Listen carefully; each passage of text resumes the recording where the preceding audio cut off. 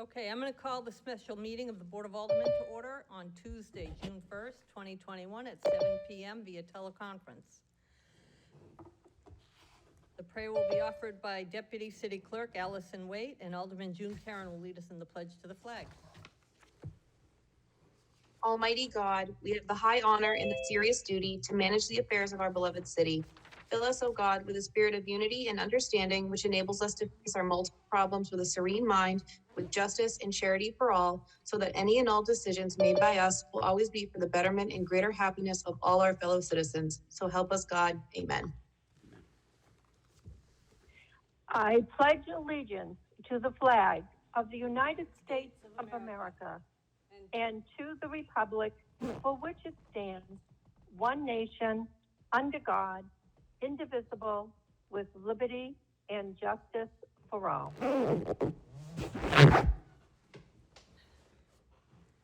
Thank you. As president of the Board of Aldermen, I find that due to the state of emergency declared by the governor as a result of the COVID-19 pandemic, and in accordance with the governor's emergency order number 12, pursuant to Executive Order 2020-4, this public body is authorized to meet electronically. Please note that there is no physical location to observe and listen contemporaneously to this meeting, which was authorized pursuant to the governor's emergency order. However, in accordance with the emergency order, I'm confirming that we are providing public access to the meeting by telephone, with additional access possibilities by video or other electronic means. To access Zoom, please refer to the agenda or the city's website for the meeting link. To join by phone, dial 1-929-205-6099. The meeting ID is 816-3650-5216. The passcode is 496731. The public may also view the meeting via channel 16. We previously gave notice to the public of the necessary information for accessing the meeting through public postings. Instructions have also been provided on the City of Nashua's website at nashuanh.gov and publicly noticed in the Nashua Telegraph, City Hall, and the Nashua Public Library. If anyone has a problem accessing the meeting via phone or channel 16, please call 603-589-3329 and they will help you connect. In the event the public is unable to access the meeting via the methods mentioned above, the meeting will be adjourned and rescheduled. Please note that all votes that are taken during this meeting shall be done by roll call vote. Let's start the meeting by taking a roll call attendance. When each member states their presence, please also state whether there is anyone in the room with you during this meeting, which is required under the right to know law. If I could ask Deputy City Clerk Allison Waite to please call the roll and have the person state the reason he or she could not attend, confirm that they can hear the proceedings, and state who is with him or her. Alderman O'Brien. I am present and my attendance is in the chamber and I can hear the proceedings. Alderman Cleve. I am at home. I am alone in this room. I can hear the proceedings and I am, I guess that's it. Thank you. Alderwoman Kelly. I'm here, I'm alone, I can hear everyone. I'm attending remotely because my children are unvaccinated. Alderman Dowd. Yes, I'm present. I'm in the chamber and with the other board members. Alderman Karen. Yes, I am home. I can hear everyone, and I am alone. Alderman Clemens. Alderman Lopez. I'm here, I'm alone, I'm at home. I would be in the chamber if somebody had told me we were meeting in the chamber. So that's why I'm out here. Alderman Tenza. I am present, I'm alone, and I can hear everyone. Alderwoman Liu.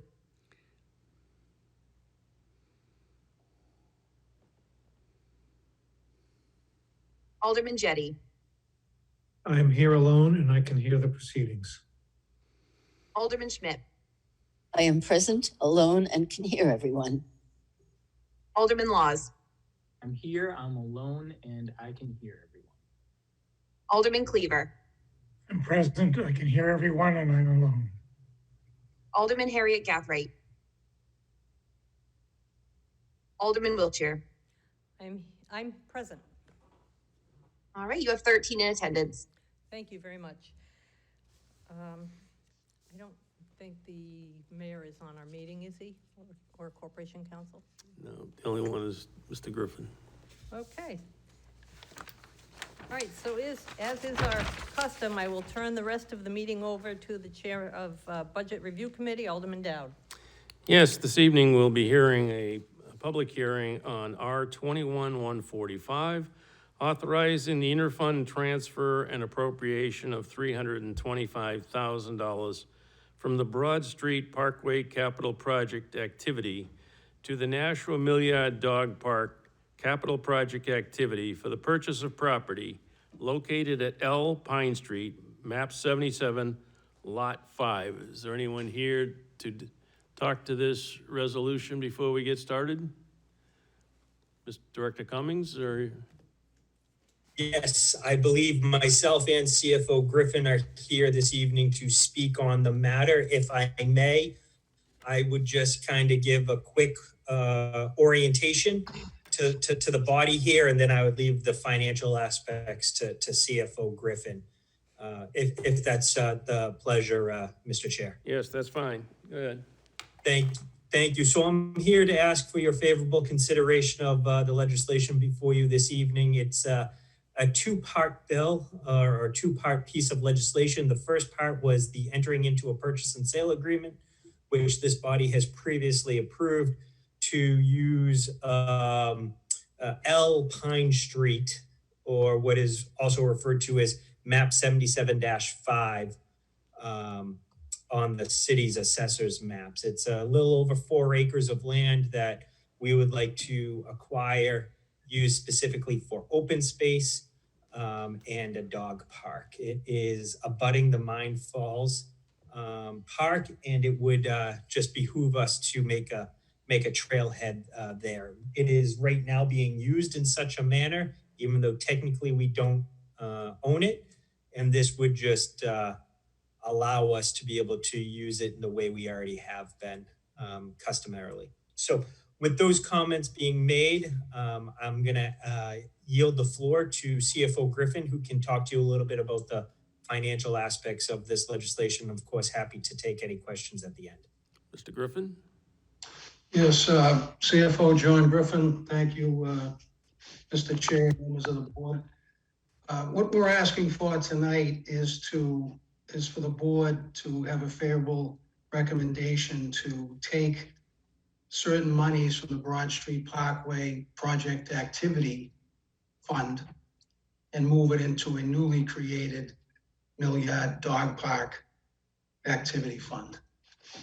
The reason why we haven't requested a repurposing of bond proceeds is because upon review of the activities associated with the Broad Street Parkway Activity Fund, there's more than enough other revenue other than the bonds to meet the $325,000 request. Specifically, this particular activity has been around for quite some time, as you probably know.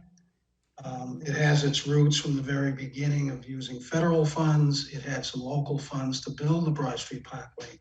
In addition to that, we were able to sell land along the way to generate $544,000, as well as lease parking to generate another $306,000. So if you can imagine using either one of those funding sources or both together, that covers the $325,000 transfer. We are respectfully requesting for the board to appropriate the funds into that new capital project activity known as the Milliard Dog Park Activity Fund. Thank you. Okay. Are there any of the aldermen that would like to get more clarification from either one of the previous two speakers? Alderman Clee? Thank you. Excuse me, Mr. Chairman. I just wanted a clarification. This property, the purchase of it is not contingent on whether or not we put in a dog park. Is that correct? So whether or not the dog park did go through, this purchase is separate, and it's, even though it's got the name dog park in it, because of that, the fund that's being, the money's being put into, it's primarily for the as I think it's often referred to as the mouth or the trailhead access point. Is that correct? Director If Cummings? I may, Mr. Chair. Yes, go ahead. Thank you. Tim Cummings, Director of Economic Development. It is not being sold exclusively for the usage of a dog park. However, that is our intention. And we've made that abundantly clear throughout this whole entire process to try to be as transparent as possible. We have a feasibility study underway on that initiative. But putting that aside, it is anticipated or envisioned to be a trailhead as well for essentially entrance into the Mine Falls Park. May I follow up, Mr. Follow up, yes. Go Chairman? ahead, Alderman Khalid. Thank you. Thank you. I guess I asked a loaded question. I somewhat knew the answer, but I was doing it more for the public. And while I do believe as being part of on the AdPAC committee, I do believe that a dog park will be there. I just wanted to make it clear that regardless of whether the dog park did go in, if the feasibility study came back with some other information, we would still want to purchase this land. And I just want to make that as clear as possible, that it's not contingent on the dog park. So we're not putting the cart before the horse because we don't have the feasibility study. I just want to make sure that was clear and on the table. So thank you. Any other alderman who would like clarification from either of the previous two speakers? Alderman Tenza? Thank you, Mr. Chairman. Director Cummings, I asked previously about this.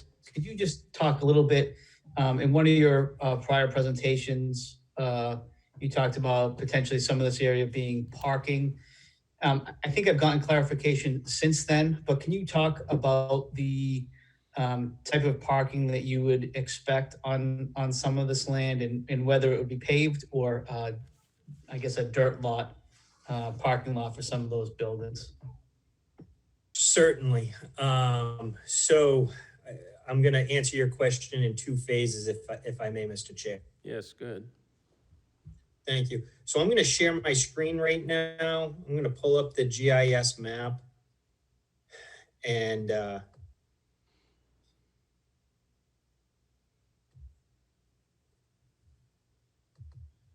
okay, so the parcel in hand is 77-5. And so we haven't designed what this area is going to look like just yet, because we're just in the early stages of contemplating how a dog park would lay out. But the issue I think that is being raised is the option that 0 Pine Street and 1C Pine Street extension have. They have the option for 90 days to essentially, this trail here is a good indicator of what we're talking about. They would have the ability to purchase basically what their current boundary line shows. So this area up until about approximately where this trail is right here. And I'm kind of outlining it with my cursor so you can kind of see what we're talking about. If that was to occur, it has been expressed that these two property owners would be interested in putting in parking there. Now, I don't know if they'll do that definitively, but that has been represented as the desire for why they would like to have this extra land. As you can see, there's some parking right along here. The thought process would be is to put, I'm assuming this all needs to be designed and constructed, but there's quite a big grade change between this dirt path here and up to this asphalt. You'd have to put in some sort of retaining wall. You'd have to fill it, you'd have to level it, and then you'd have to extend the asphalt. And all that would need to be engineered and constructed, but that's how you'd expand the parking lot over here. Same with this area over here, if that was the desire. Now that would all be, quote unquote, non-city land at that point, and it would be done for the usage of these two private mill buildings.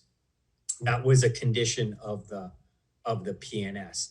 Ultimately, I believe, and this is the second phase to your question, we will have some sort of ancillary parking on site once this is designed to allow for people to have access into Mine Falls and also allow people access to use the dog park.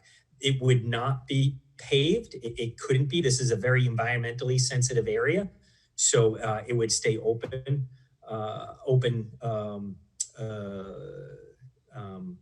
and we would have a very limited area for parking. But we would try to provide some sort of on-site parking for the usage of both the trail and the dog park.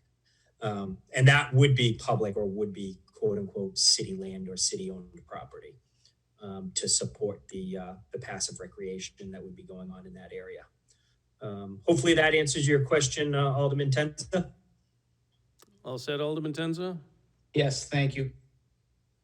Anyone else with a question or concern? Okay, so Alderman Lou and then Alderman Cleaver. You're on mute. We can't hear you, Alderman Lou. At least we can't hear you in the chamber. Can't hear you now. And the people on Zoom here? I'm getting no. No, we cannot hear her. Can't hear her. It has to be something with your microphone.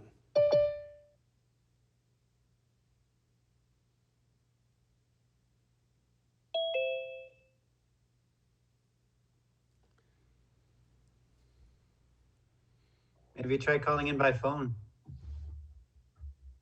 There is something going on with the microphone, because I supposedly can mute, but there isn't anything to mute. Okay, while we're waiting for Alderman Lou to, we'll go to Alderman Cleaver. Yes, thank you, Mr. Chairman. There's an antenna on that property, and I'm wondering if it's active, and if so, is that a revenue source going forward? Alderman, yes. Yes, Director if I Cummings? may, Mr. Chair. Yes, thank you. It is an active radio tower on site. We have just started conversations with the current leaseholder of that property to understand what their long-term vision would be. And to answer your question, it is an active revenue source for the current owner. Thank you. Any other questions? I don't see Alderwoman Lou. Just while we're waiting for her real quick, is Director Cummings, is there an easement for the line that runs to the tower across that property? I would have to double check if there's an easement or if it's just a license agreement. It's a lease as I understand it. So it's a hardwired antenna, Correct. which is buried somewhere, which we'd have to be concerned about. I see Alderwoman Lou is back. Do we?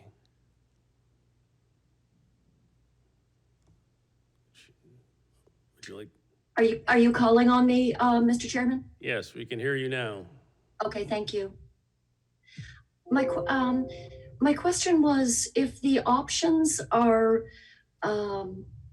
taken to purchase those two pieces, what will the proceeds to the city be? Director Cummings? Yes, it's the exact same amount that we're paying to keep it fair. So what we're paying would be what we would get back.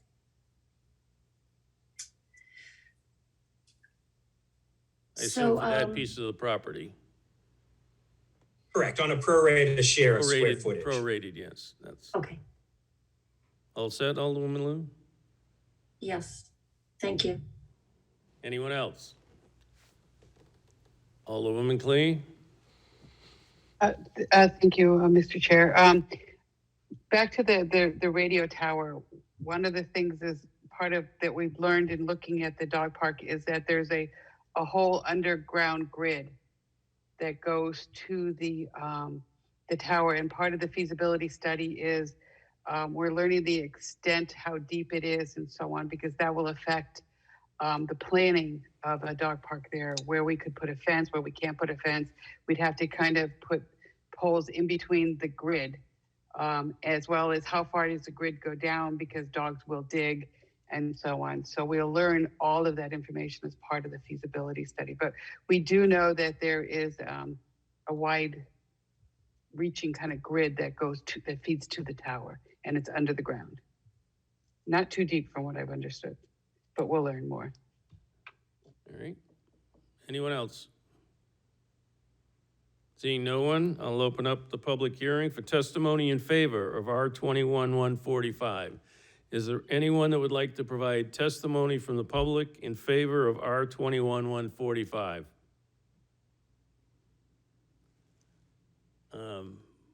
I see Mark's iPad. Your name and address for the record.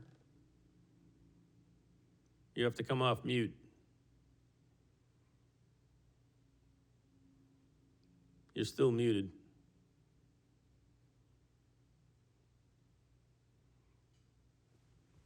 If you're on a computer, press the space bar and hold it down.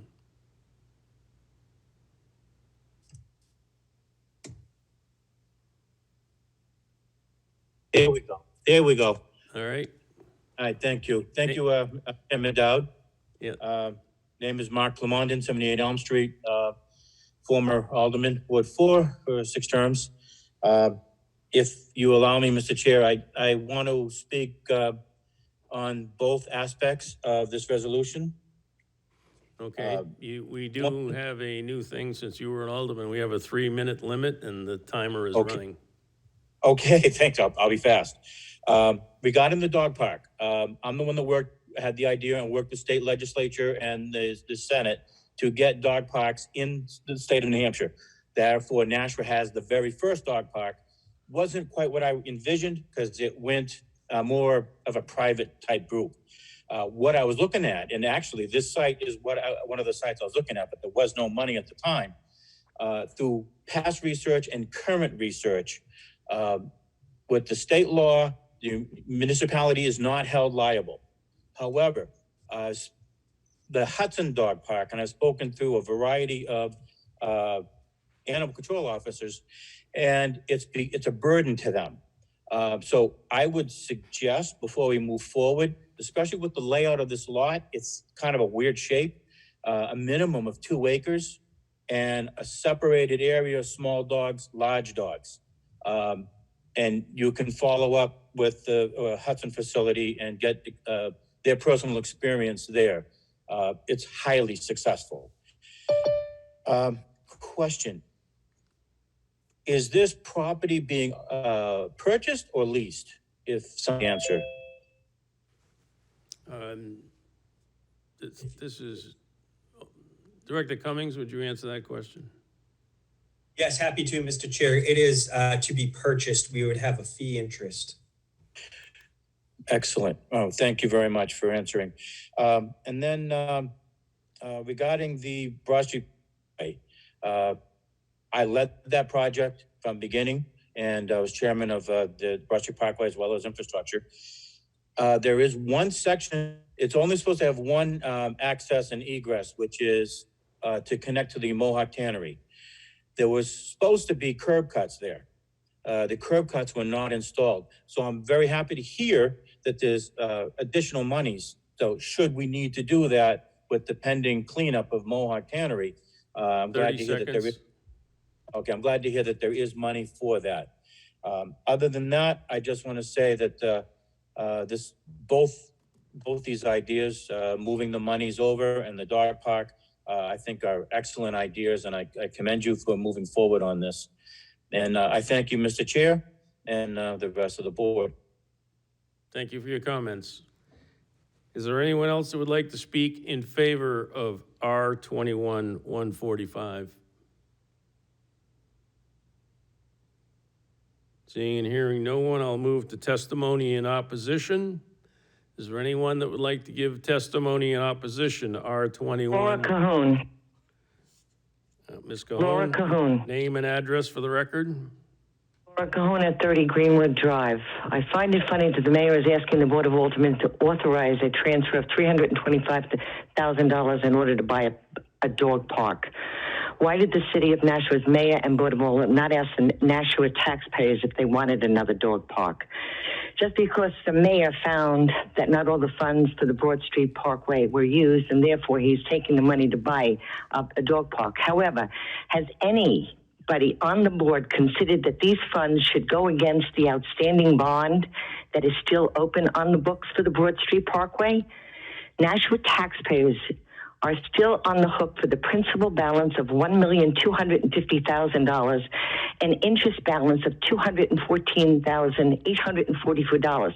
That's a total of $1,464,844 that the taxpayers still owe on this project. Why not use the extra $325,000 and apply it against the open bond? This would help all Nashua taxpayers, not just dog owners. If not against this bond, what about applying it against the $52 million in capital improvements that the mayor wants in the year 2022? The Nashua taxpayers are asking both the mayor and the Board of Aldermen to reconsider and apply this extra money to the original bond and or future capital improvements. Please do not think that I do not like dogs because I have 3, but I feel that these funds can help the Nashua taxpayers much more. Thank you. Thank you. Anyone else in opposition? Lori Ortolano. Ms. Ortolano, name and address for the record. Lori Ortolano, 41 Berkeley Street. I'm a dog lover too, but I think the timing on this isn't right, given the budget increase and what we have going on in the city. I think we've asked taxpayers to incur a lot of increases in the last 2 years. And I think that this money, as Ms. Calhoun has said, could be used more wisely for reducing bonds or reducing costs for the city. It was a very expensive purchase for the land. I'm a little disappointed we were unable to find land we already owned to do this project versus having to purchase a piece. But I just feel like the timing isn't right. And we have this budget increase that's probably going to push 4% this year. And I think that, we should have seen a budget that was down, under, given where we've been with City Hall and our operations and our services to citizens. So I'm not in favor of it at this time, but I am a great lover of dogs. Thank you. Thank you. Anyone else in opposition? Yes, this is Jason Hale, 10 Gettysburg Drive, Nashua. I am just echoing the comments from the previous 2 speakers. If there are open items that we still owe money on, these monies should be appropriated for those things rather than, at this point in time, I kind of believe that having a dog park is sort of like mowing the lawn while your house is burning down. It's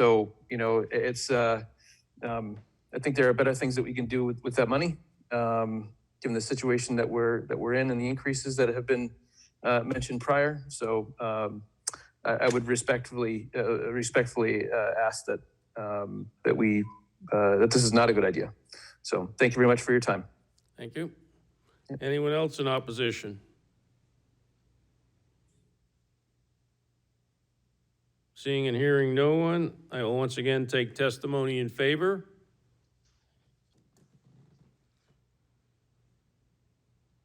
Seeing and hearing no one, I will now take testimony in opposition again. Are there any others that would like to give testimony in opposition? Seeing and hearing no one, I will close the public hearing on R21-145 at 7:29 p.m. Alderman O'Brien, you have a motion? Thank you, Mr. Chairman. I so move that the June 1st, 2021 special meeting of the Board of Aldermen be adjourned by roll call. Could the clerk please call the roll? Alderman O'Brien. Yes. Alderman Clee. Yes. Alderman Kelly. Yes. Alderman Dowd. Yes. Alderman Karen. Yes. Alderman Clemmons. Alderman Lopez. Yes. Alderman Tenza. Yes. Alderwoman Lou, Yes. Alderman Jettie, Yes. Alderman Schmidt, Yes. Alderman Laws, Yes. Alderman Cleaver, Yes. Alderman Harriet Gathright, Yes. Alderman Wilshire. Yes. You have 14 yeas and 0 nays. Thank you, and that motion carries. And we are adjourned at 7:30 PM. We will be going right into the budget meeting. Trish, you staying for budget? Excuse me? I'm going to be staying, yes. All right, well, I have to get going. We'll see you guys later. Okay. I'd like to call the Budget Review Committee to order. It's June 1st, 2021. The meeting is being held in a combination of live in the chamber and on Zoom. As chairman of the Budget Review Committee, I find that due to the state of emergency declared by the governor as a result of the COVID-19 pandemic, and in accordance with the governor's emergency order number 12, pursuant to Executive Order 2020-04, this public body is authorized to meet electronically. Please note that there is no physical location to observe and listen contemporaneously to this meeting, which was authorized pursuant to the governor's emergency order. However, in accordance with the emergency order, I am confirming that we are providing public access to the meeting by telephone with additional access possibilities by video or other electronic means.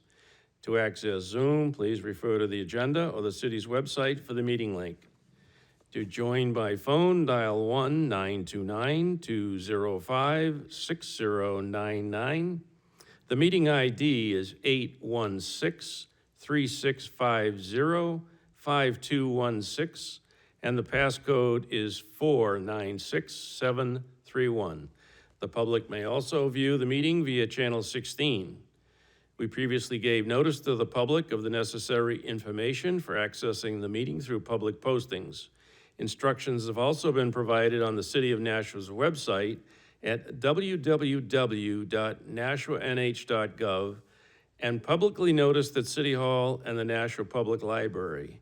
If anyone has a problem accessing the meeting via phone or Channel 16, please call 603-589-3329 and they will help you connect.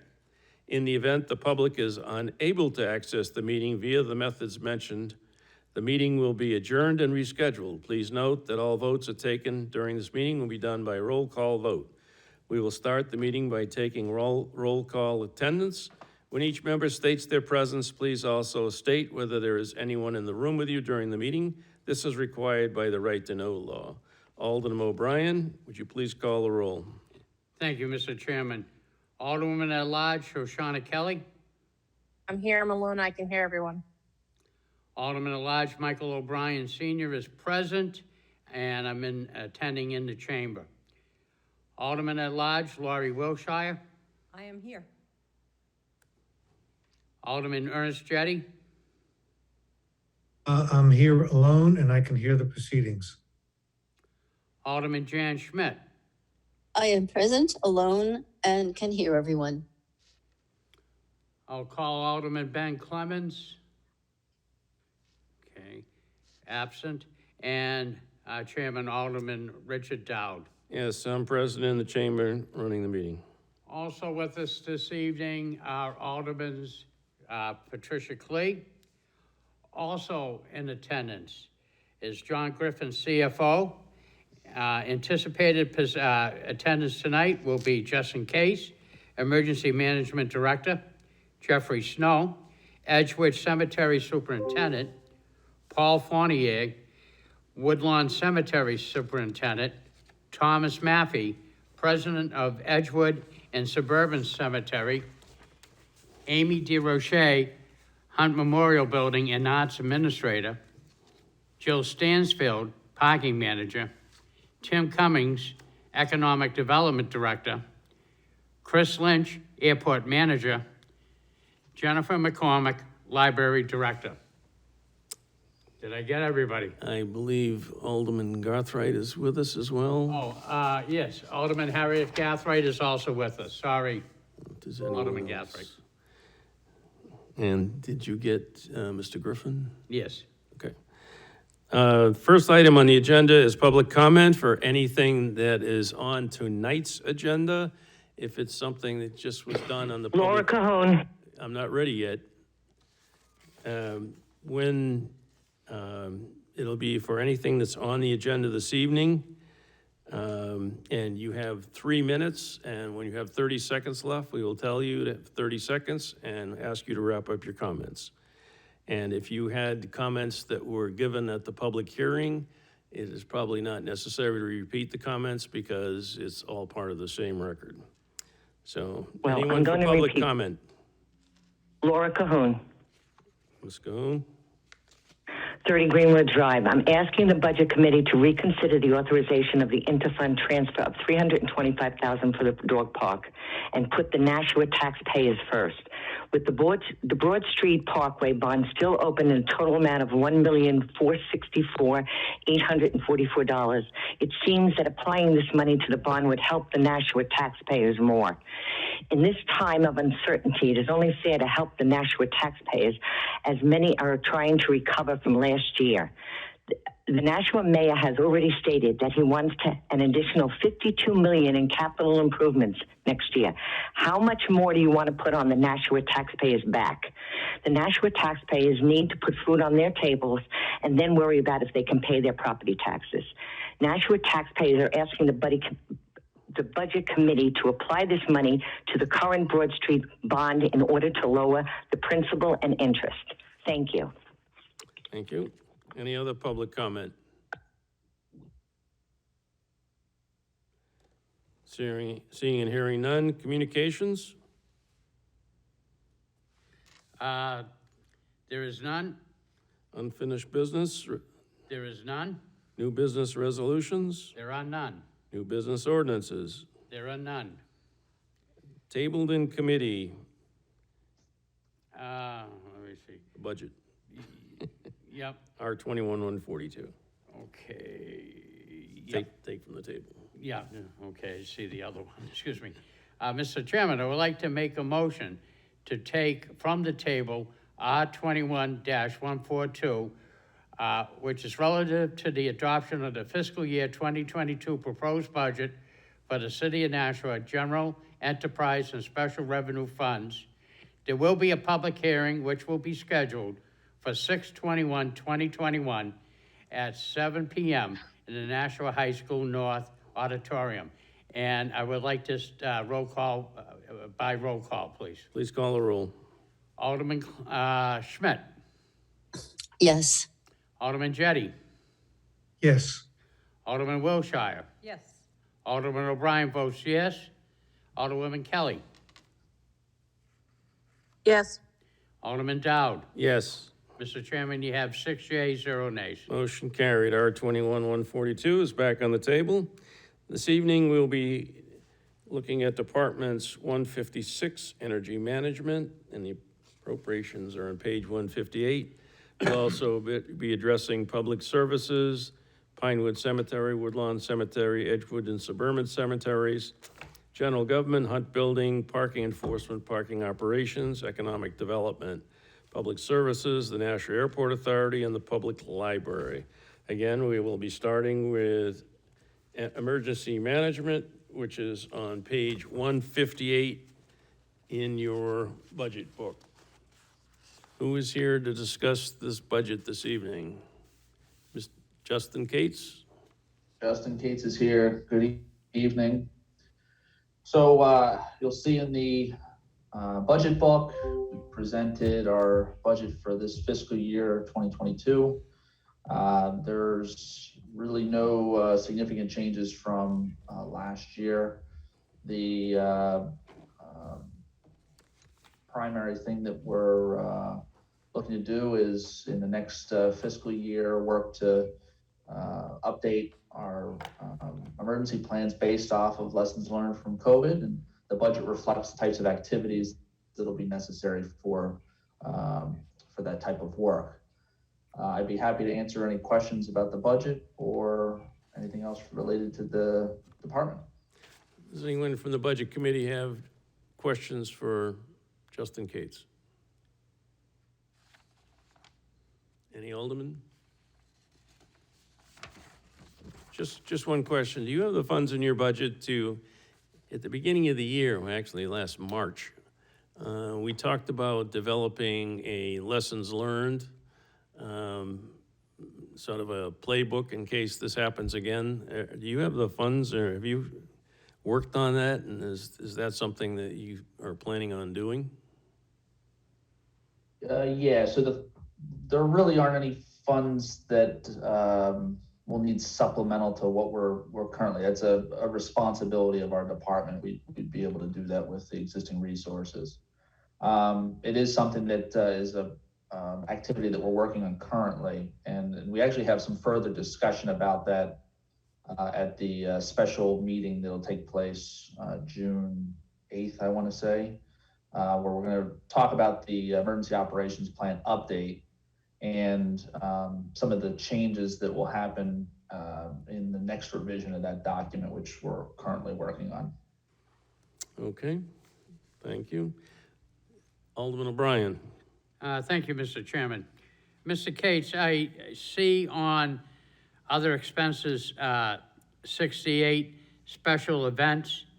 I'm talking about 68350. There is a reduction there. I imagine that fund includes perhaps maybe the holiday strolls, special events and things like that. And can these events go on with that reduction if COVID allows? Yeah, so that actually was really intended for any sort of special meetings or activities that we were going to do for the Office of Emergency Management. So as an example, if we wanted to hold a large conference related to the emergency operations plan update, that would be used for any event activities, whether it be refreshments or if we had to rent a large room for that. Because of COVID, there were no physical activities, and so everything could be done virtually and didn't cost us anything. So that was why nothing was spent out of that fund. And quite honestly, moving forward, I see an opportunity for us to continue to save funding using virtual activities, and I didn't see a need to try and find that money back again. So that was an easy cut, and I don't think we'll need to increase it again. Thank you for taking my question. Thank you, Mr. Chairman. Thank you. Any additional questions? Seeing none, thank you, Mr. Cates, for your input. Next department that we'll be discussing is Public Services, 140 Pinewood Cemetery. Who is here this evening to discuss the Pinewood Cemetery budget? Can you folks hear us okay? Yes, name and address, please.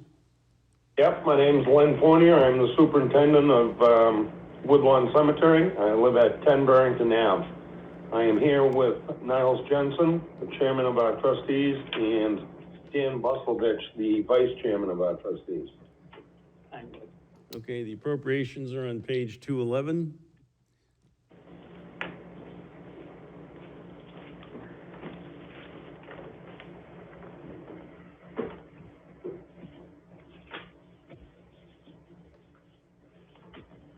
It looks like they're pretty steady from last year, other than probably any increases in salaries or fringe benefits. Is that correct? That's correct. And every other line item is identical to the 2021 budget? For Pinewood, yes. Okay, yeah, Pinewood's what we're talking about right now. Any questions for the Pinewood Cemetery?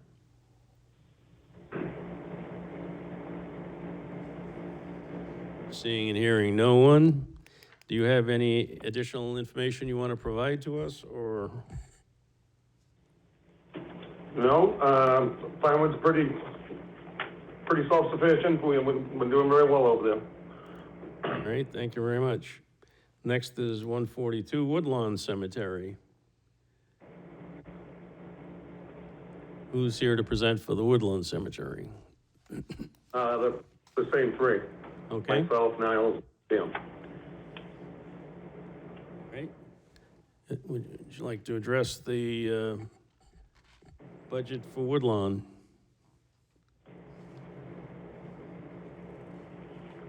Go ahead. Do you have any questions? We've increased the wages for seasonal help. We requested 5 seasonal people, and so that has had a significant increase in total cost. And we also increased the other contracted property services for unscheduled repairs to our infrastructure.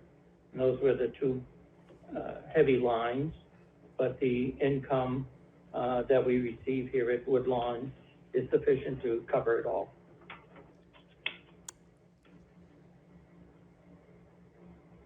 Okay. Alderman O'Brien? Thank you. I would like just to ask the question, there seems to be an increase. I'm talking about property services, 54, and particularly 54399, other contracted property services. Can you just explain what was the need for the increase there? And identify who they are. The increase was to cover unscheduled repairs to the infrastructure here at Woodlawn. What we find is we run the risk of running out of sufficient funds in the budget to cover these items. Typically, we go over to our maintenance account and take funds out of there. But from a budgetary standpoint, these need to be covered under the budget. And so we increased it accordingly. Okay, by the way, when you speak, since there are 3 of you, would you please identify who is speaking? I'm Dan. Yeah. Thank you for taking my questions. Thank you, Mr. Chairman. And the wages temporary seasonal jumped significantly, and I know you addressed that, but why is that? The primary factor is. Please identify yourself. I'm sorry, Len Fournier, Superintendent. Mm-hmm. The biggest, we went from 3 staff to 5, and in the past, we never increased our budget to reflect the hourly wage. We were typically, we were budgeted for like $10 an hour. Now we're budgeted at $15 an hour, so we can be somewhat competitive with other departments throughout the city, if you would, so we can try to get people interested in coming here. Okay.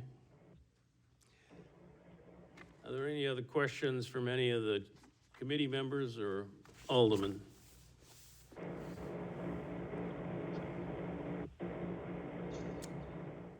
Not seeing anyone, so, all right. Anything else you'd like to add about your budget? Nothing other than the fact that if people aren't aware, we are self-funded. We have been since 1995. Okay. When you say self-funded, By that we mean, this is Dan Busowitz, we reimburse the city for our expenses. The only expenses covered by the city are fringe benefits.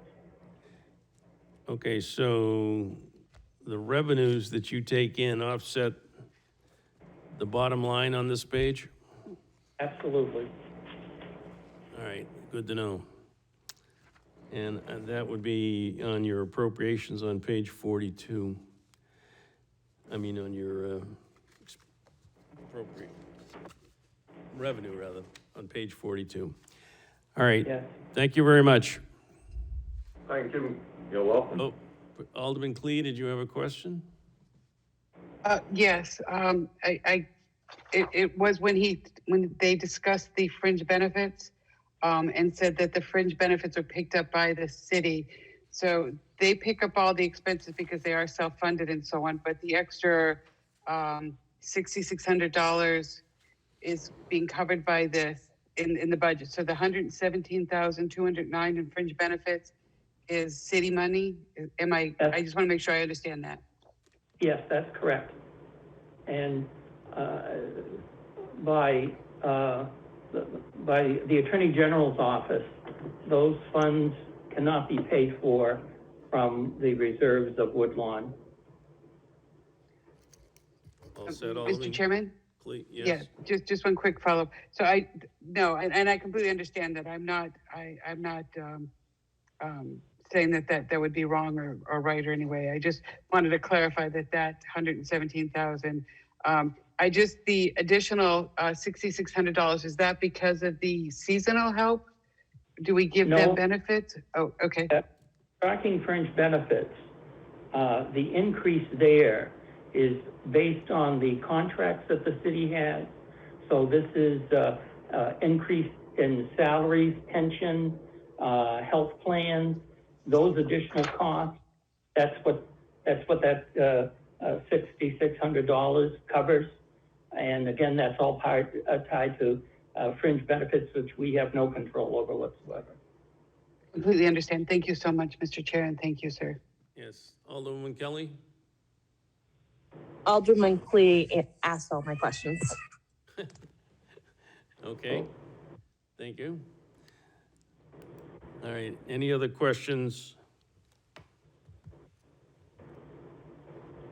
for for Woodlawn? No, seeing none. Thank you very much, gentlemen. Thank you, sir. All right, next is Department 144, Edgewood and Suburban Cemeteries. They're on page 217. And I would guess that Mr. Maffey, there you go. Mr. Snow or Mr. Maffey, who's? I think you just have me, Jeffrey Snow. I'm the superintendent at Edgewood Cemetery. Hello, Mr. Snow. Nice to see you again. Nice to see you. I believe I am the only one present. Okay. So would you like to address your budget? It's on page 217. About the only thing that's really happened with the budget is payroll has increased, and along with everybody else in the city, our temporary hires have gone from, well, up another $1. So we're trying to squeeze money there. So we've kind of shuffled a little bit of money from various accounts to cover the increase in basically the full-time payroll, and try to squeeze by with the summer help budget and other lines being cut down so we can keep the budget flat. Okay, I assume the fuel prices were the prices that were given to you by the city. Yes, those are whatever the estimated upcoming expenses are by the average that I take for the last few years in fuel use. And vehicle parts and supplies went down. That's because I think you got a new vehicle, didn't you?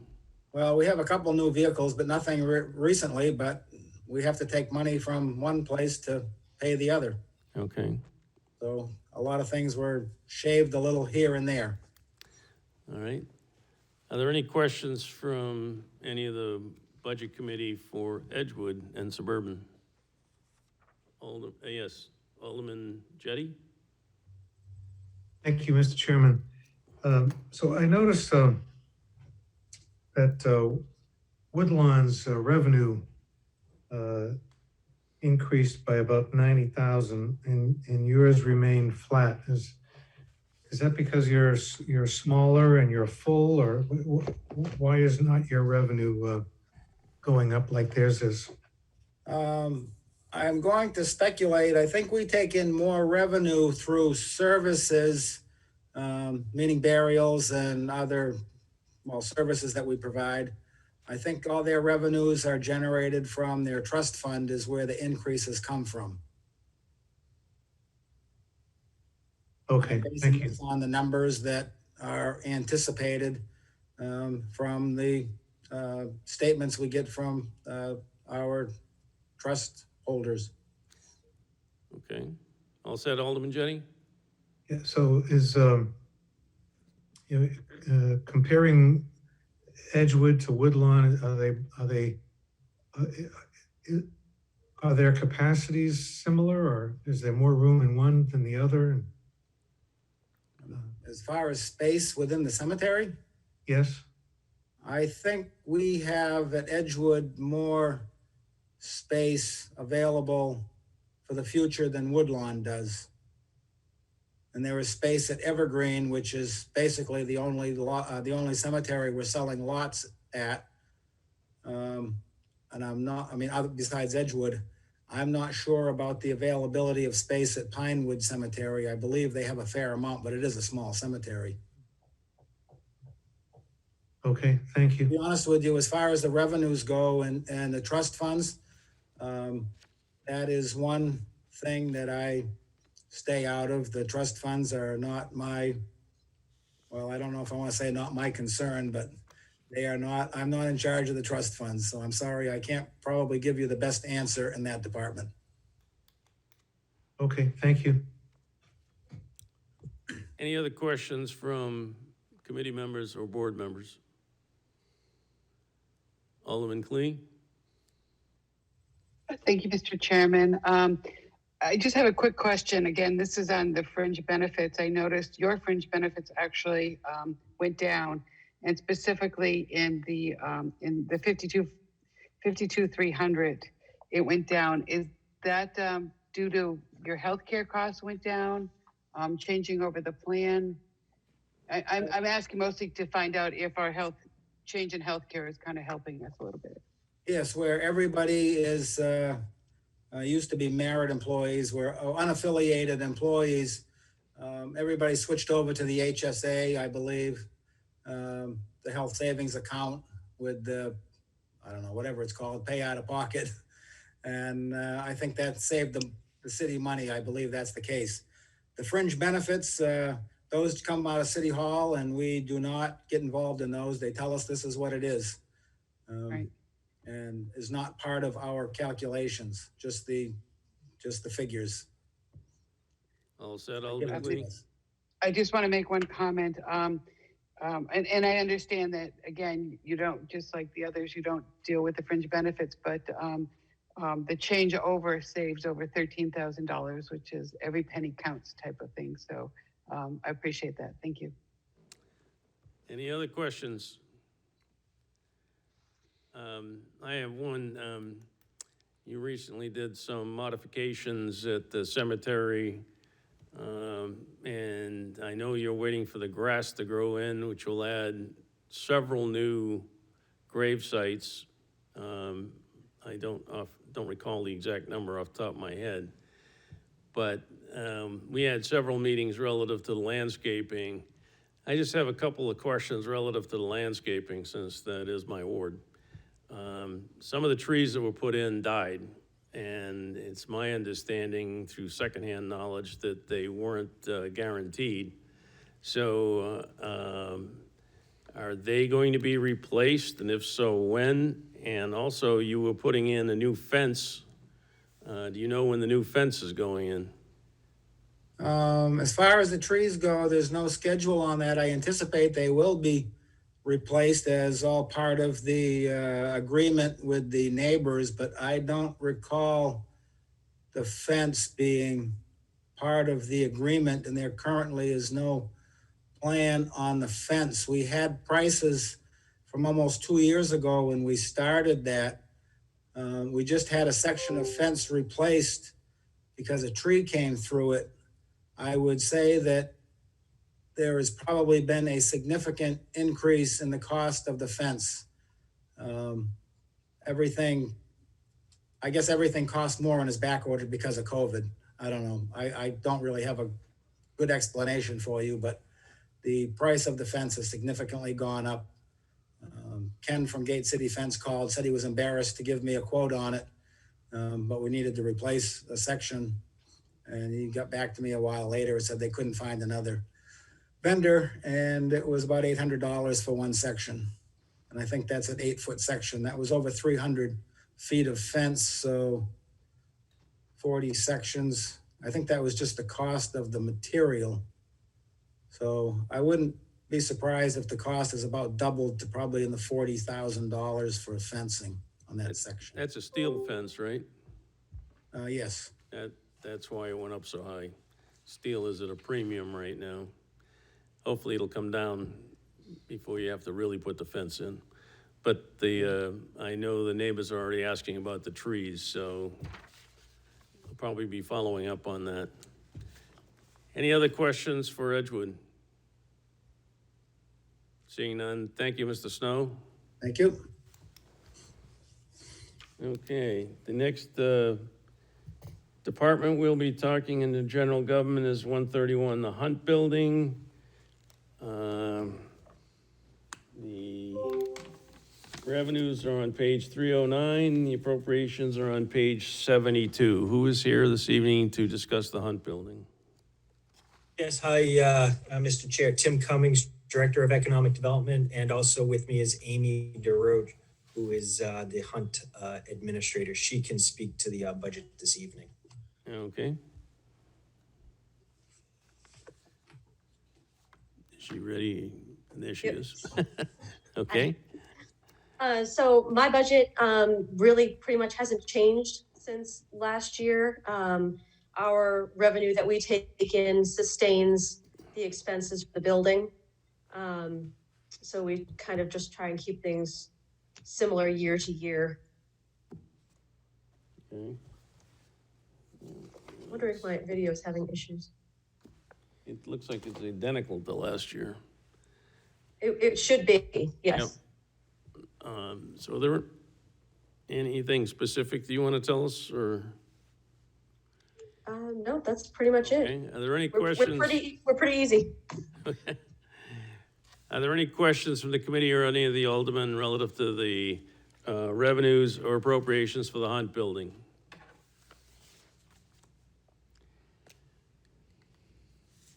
No? That was very easy. Oh, yes, Mr. Cummings. Mr. Chair, if I may. Yes, I just want to go on record as saying that this department depends heavily on events and revenue derived from that, from those events. We're falling a little short this year, obviously, due to the current circumstances that we're in. As you're making very strategic decisions on how to use COVID type monies that have come in, I'd ask that you give consideration that you look at this department to make sure we can make it whole by backfilling, as that is the fees or revenue generated from this type of service, because it is an eligible item to be used. Okay. No additional questions on the Hunt Building? All right. The next department is 158, Parking Enforcement. The revenues are on page 30, the appropriations are on page 73. Who is Again, Mr. Chair, Tim Cummings, Director of Economic Development, and I have Jill Stansfield with me who can speak to the budget. Okay. Hi, good evening. Relative to parking enforcement, we did level fund as requested by the mayor. The only line you would see an increase, and this was to make a correction, was to the part-time salaries. So there was that correction that was made. And also this particular budget is funded by the revenues that are brought in on the parking enforcement side. Entirely? Yes, I believe so. So that's Tim, that's parking enforcement, right? that's on the parking enforcement side, correct. Excellent. Any questions from any of the committee members or the aldermen on parking enforcement?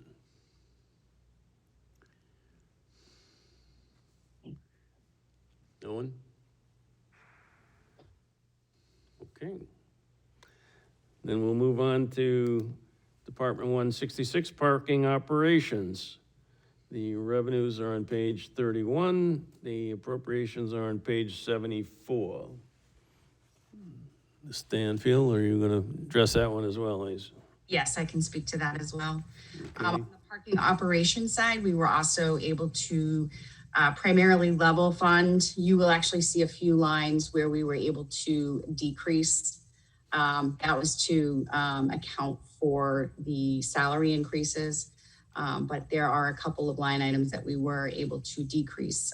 For example, credit card fees, we were able to decrease that because we've seen an increase in folks using the pay by phone service as opposed to the pay stations with COVID. I think that just with the way the pandemic affected everything, folks were leaning more towards using their, personal devices to pay for parking. So we're able to decrease that line significantly.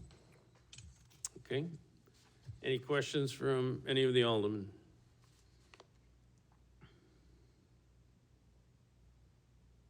Okay, not seeing anyone. Oh, Alderman Garthright?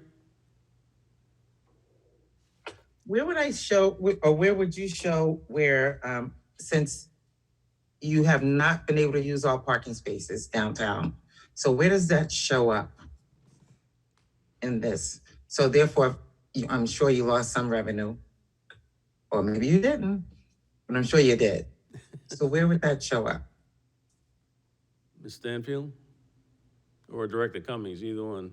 Yeah, if I may, I think you'd want to look at page 12 of your book, though. CFO Griffin is here and he could probably speak to it more specifically than I could. But essentially what you're looking for is to see how we budget the revenues. Now, I will say in this particular item, we hold stagnant the 728 figure. So that's what you'd see in your budget book. And that is typically the threshold that we use, and then anything above and beyond that, as you may or may not know, gets transferred down to the Downtown Improvement Committee. Now, this year, if you know, we are to date seeing something like $380,000. That means that we're shy from what we usually typically see at this time this year. I suspect when we close this year, we will close missing the 728 mark, somewhere between $100,000 and $150,000. Okay. Thank you. Yeah. Mr. Griffin and I have talked, last year we had a special session on revenues, and we probably even need one more than we did last year. Yeah. So if you look at individual departments, some revenues go down, other revenues go up. And what we do is we look at total revenues is the key. So we may be addressing that in a separate meeting, maybe even in one of the wrap-up sessions, if that's okay with Mr. Griffin. Okay. Yep. Alderman Clee, do you have a? Yes, I just kind of following up with Alderwoman Gathwright's question. Director Cummings or Ms. Stanfield, what was the, I know that we do the 728 and anything above that goes to the Downtown Improvement Committee and so on. But this past year was an extraordinary year. We know we can't count on that as a normal year. But prior years, what do we usually bring in? I know we only budget for 728 because the rest goes elsewhere, but what do we normally bring in? Average, I would say we bring in around $1 million, give or take. We typically transfer on average to the Downtown Improvement Committee about 100 to 125,000. I might be a little high, might be around 900,000, but we're in that range. Okay, thank you. Mr. Chair, if I may, Yes. just one quick. Okay. My goodness, I just lost it. One of those days, I could just feel it. Too It's many already been a things very long rummaging day. around up there. I know. Maybe if I shake it a little bit, it'll come loose. So because we had this shortfall this last year, does that affect operations for this year, or is that just kind of a done deal and so on? And it's a double question. The other part of it is relative to the loss of parking space and the loss of revenue from that. That would basically that we would still expect to get the 728 as you put in the budget, correct? No, I don't believe we would actually achieve the 728 figure. No, I'm sorry. I meant for fiscal year 22, not for fiscal year. Or do you think we won't do that because of the loss of the parking spaces? July of this year till July of next year. Right, fiscal year 22. I'm sorry. I know 21 we won't. I don't think we will in 22 either. It may be close, but I'm going to suggest right now that we probably won't.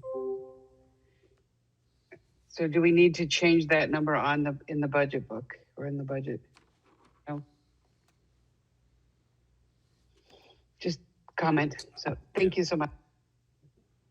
If I may, Yes, Director Cummings? I would recommend you keep it stagnant, and the reason why is this is set by a separate resolution that was developed when we instituted the Downtown Improvement Committee, and it has always been the benchmark that we use to guide how we do the transferring of money. And you compare it to the actuals that come in. And so this is just a budgetary figure that we just, mark at 728. And then as we watch the revenues as they come in over time, we are then able to assess how we're doing and whether we're, able to transfer any funds to the Downtown Improvement Committee. I think the way it reads right now is a good way to do it. Okay. Thank you for that clarification. Yes, Alderman Garthwaite? I think Director Cummings just answered the question that I was going to ask, because I just wanted to know that will it be a time where you wouldn't have money to give to the downtown improvement, given the way things are going. Okay. So I think you answered my question. Okay. Thank you. Any other questions for parking operations? Seeing and hearing none. Thank you very much. We'll move on to economic development. Director Cummings, that's Department Yes, 183. Evidently no appropriations and no revenue. Gordon, at least they're not listed on here. Thank you, Mr. Chair. Again, Tim Cummings, Director of Economic Development. I should note, as I did in my previous comment relative to the hunt, that if there's any shortfalls in revenues for the parking operations, I'd ask that you give consideration with some of the COVID money that may be coming in. With all that being said, with particularly the Office of Economic Development, before I begin, I should just state that I believe we've met the request by the administration. We have tried to provide a level services budget as well as tried to be as fiscally conservative as possible. I'll note that we did actually reduce my salary line item this year, so there is a reduction in services, all in an effort to try to make the budget work overall for the city. With that being said, I think we had a great year for economic development. Over the months I've been before this body, I've talked about the various projects and priorities. I've highlighted 3 throughout the course of the last couple of years that have been long-term projects that we really want to move forward on. And I'm proud to say that the School Street redevelopment project, we have a closing set for August 12th on that project. The Performing Arts Center is under construction. And then passenger rail is a priority of ours that we continue to meet regularly on.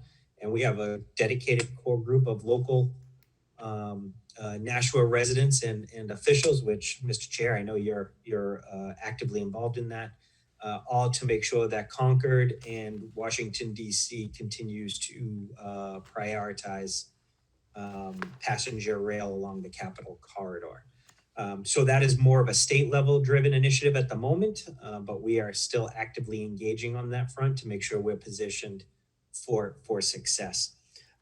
In, I would say, February of this year, I went before the PEDC to talk about some goals. As I just noted, we've wrapped up or moved forward on some of the higher priorities in the Office of Economic Development. So based on consultation with the PEDC and other members of the Board of Aldermen, I developed new departmental goals for FY22. And my goals tend to be more than just year over year type goals. They tend to be longer term type initiatives. So it takes me a few years to accomplish them, but nonetheless, I am going to run through my current list of goals that I will be working on definitely over the coming year and probably over the next coming few years. So The first one I always mention is just renew the commitment to the mission statement that's codified in our ordinance. Always looking to bring in jobs and try to bring in good paying jobs at that. Looking to continue to bring passenger rail to Nashua, work with BETA and work with the Downtown Improvement Committee. Always looking to try to create some efficiencies as best as possible to help with the streamlining of the government process.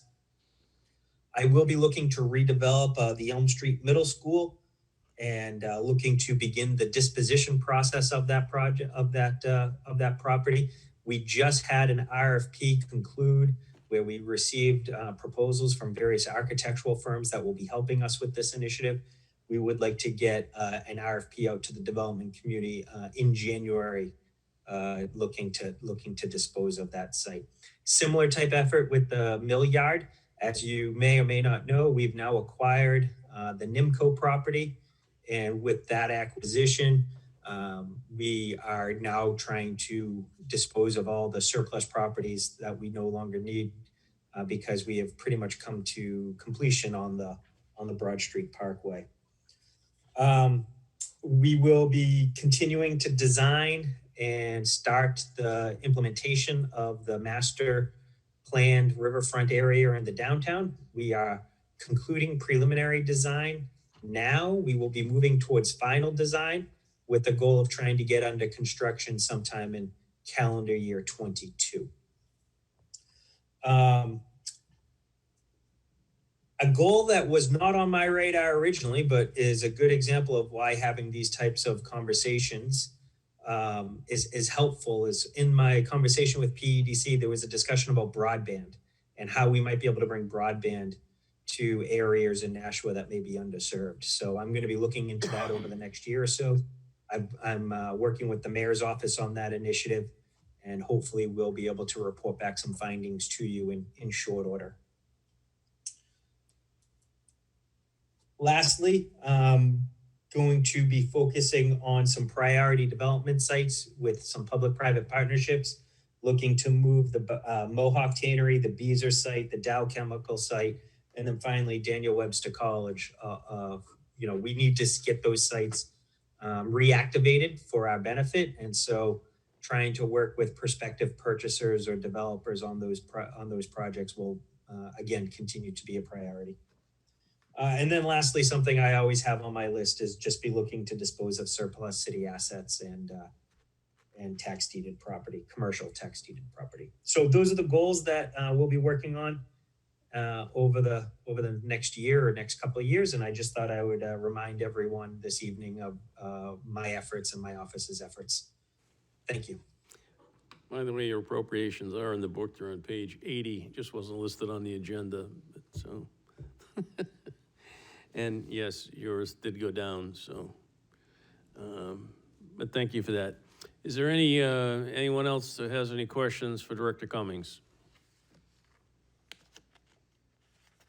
Alderman Jettie. Thank you, Mr. Chairman. So I see that you've, and you said that you reduced your salary and wages and lines and the fringe benefit lines. So, how did you do that? Are you now a one-man band over there? That's correct.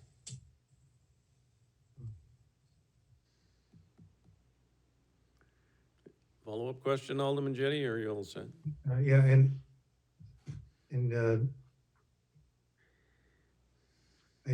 is that realistic? Do you anticipate being able to do that job by yourself this coming year? Director Cummings?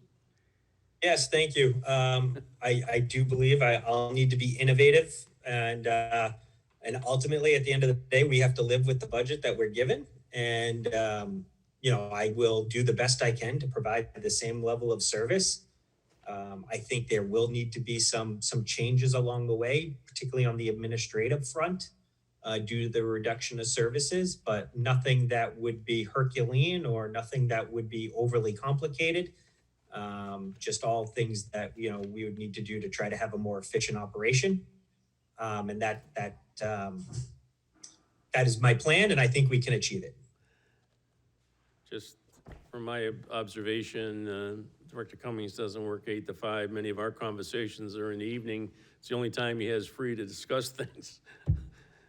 Any follow-up, Alderman Jettie? No, I just, my hat is off to you. I'll try to ask you fewer questions in the future. I hope you're taking care of yourself. Thank you. Actually, if I could, Mr. Chair, I am available always for questions. So Alderman Jettie, if you ever have a question, please ask it. That's my job. It's probably the most important job I have, is to get you guys all the information you want so you can make the best choices possible. So don't hesitate to reach out. I'm always available, as Chairman Dowd knows. And as you know, Alderman Jettie, I know we talk as well during off hours, because oftentimes that's probably the only way you can get me when we have back-to-back Zoom meetings. All right. All set, Alderman Jettie? Yes, I am. Thank you. Anyone else for Director Cummings? Alderman Clee? I just want to kind of add a comment to it. I too have contacted Director Cummings off hours. I have sent him an email and gotten a phone call on a weekend on a Sunday, and sometimes I can hear his son in the background because he's babysitting that day. So thank you. Any other questions? Thank you, Director Cummings. Thank you, sir. The next department is Public Services, Nashua Airport Authority. Mr. Lynch, your revenues are on 357, as is your appropriations. Good evening, Chris Lynch, Nashua Airport Authority. Can you hear me? Yes. For some reason my mute's coming on and off here. Stand by. I'll just hold the space bar, I guess. That's one way. Okay, well, thank you everybody for all your time and your consideration and the all you do for the city. We appreciate it tremendously. Just so you know, the Nashua Airport Authority operationally, we're self-sustaining. So we don't ask the city for any operational budget money. And if you see my budget submissions, 21 and 22 fiscal years, pretty much a break even, just over $600,000 in expenses and revenues. So we don't have a lot of extra money, but operationally we're fine. What we have done in the past is we have asked the city to contribute matching shares for our projects. Generally, our projects are funded 90% by the federal government from the FAA. We get 5% from the New Hampshire DOT, Bureau of Aeronautics, and we ask for 5% from the city. Now, with that being said, I had a recent meeting with the mayor and John Griffin, and I let them know that our carryover project that we're in the midst of right now, which is a pavement rehabilitation project, I was able to receive 100% funding from the FAA through some COVID funding programs. So we were asking for just over $200,000 match for that, which we no longer need because we got the 100% funding. In our project for this year, not a carryover project, but the Taxiway Alpha rehabilitation project, again, we were looking for around $200,000 match for this project. And I recently found out that we received another 100% grant from the FAA. So with the carryover in this current project right now, we're not asking for any money this year, therefore saving the city approximately $400,000. And obviously the city needs it, so that's great. Moving forward, we have some other plans, projects on the books, as I know you've all seen on the projected capital improvements. So hopefully we're still in line for getting some of those matches in the future. Obviously, it's a great deal when we can get 90% of these funds from the federal government. and only ask for 5 from the city. So thank you for past contributions and future contributions. Again, we're in the middle of a massive paving project right now that's greatly improving the airport for both tenants and transient customers. And this is part of basically a 2-phase project. A couple of years ago, we paved the other end of the field. Now we're on the north end of the field, the inner taxiway and in between all of the hangars. And we have over 150 hangars on the airport, and all these people are Nashua taxpayers, and they have a lot invested in this airport. And to get a project like this going is a great benefit to the airport, and it's greatly appreciated. A couple of other things. We recently, last year, the Department of Public Works helped us out with some paving on Perimeter Road. We did some mill and overlays, but it was more like patchwork. So I still request that you consider us in the future for paving Perimeter Road. The potholes are already starting to creep up around the patches. Again, we don't ask for a lot from the city, but there are a lot of taxpayers on the airport that have made it clear to me that they would love to see this road paved. And as you are all aware, the Nashua Airport's a huge economic engine for the city. Again, we operationally, we're basically a nonprofit, but the revenues that the airport brings to the city are tremendous.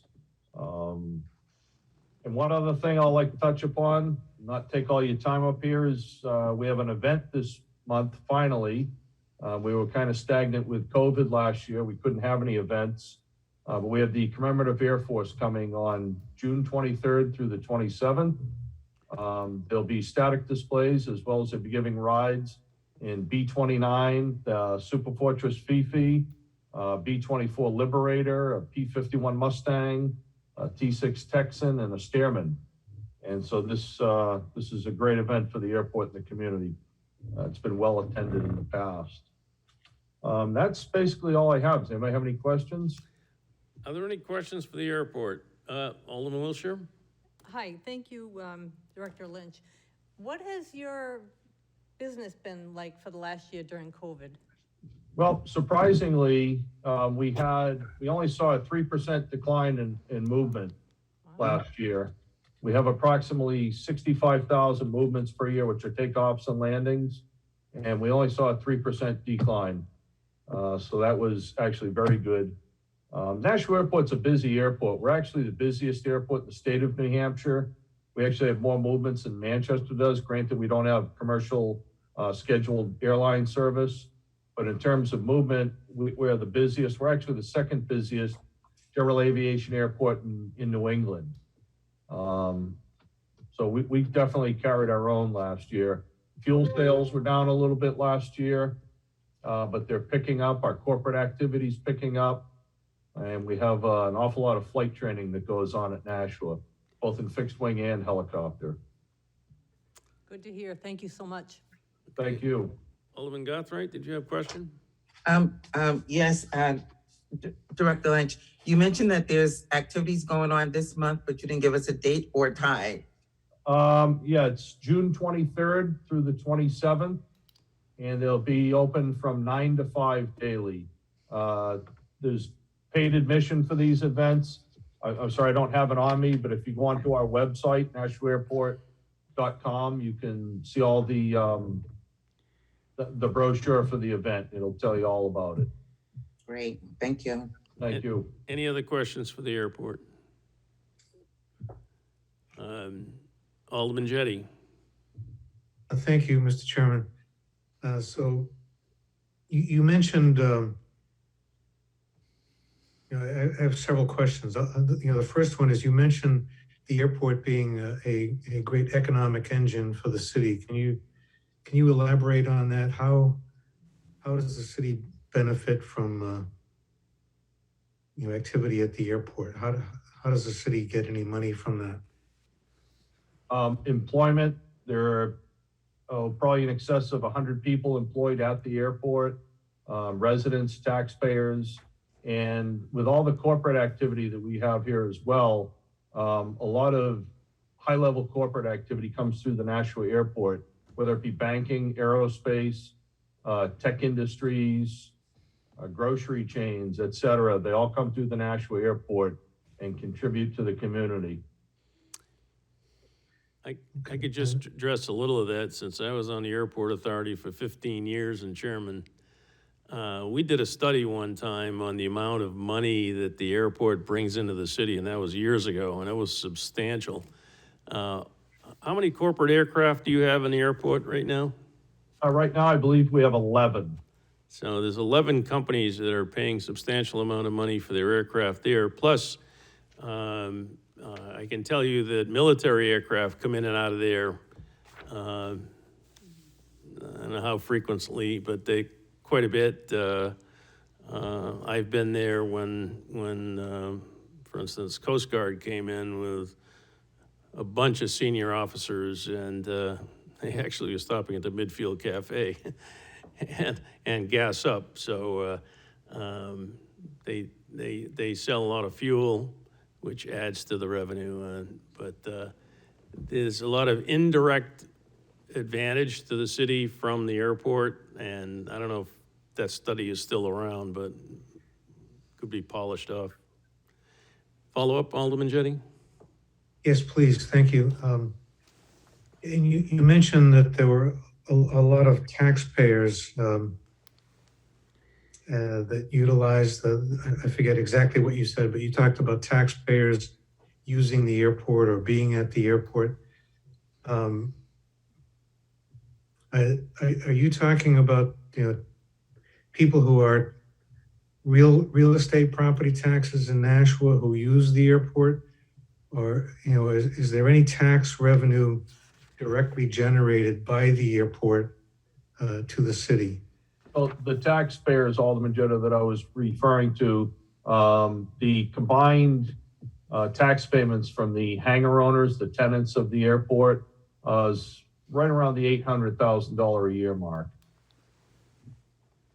That's what I was referring to. Okay, so tenants at the airport pay real estate taxes to the city for those hangars and things. That's what you were talking about? Yes, sir, that is correct. Okay.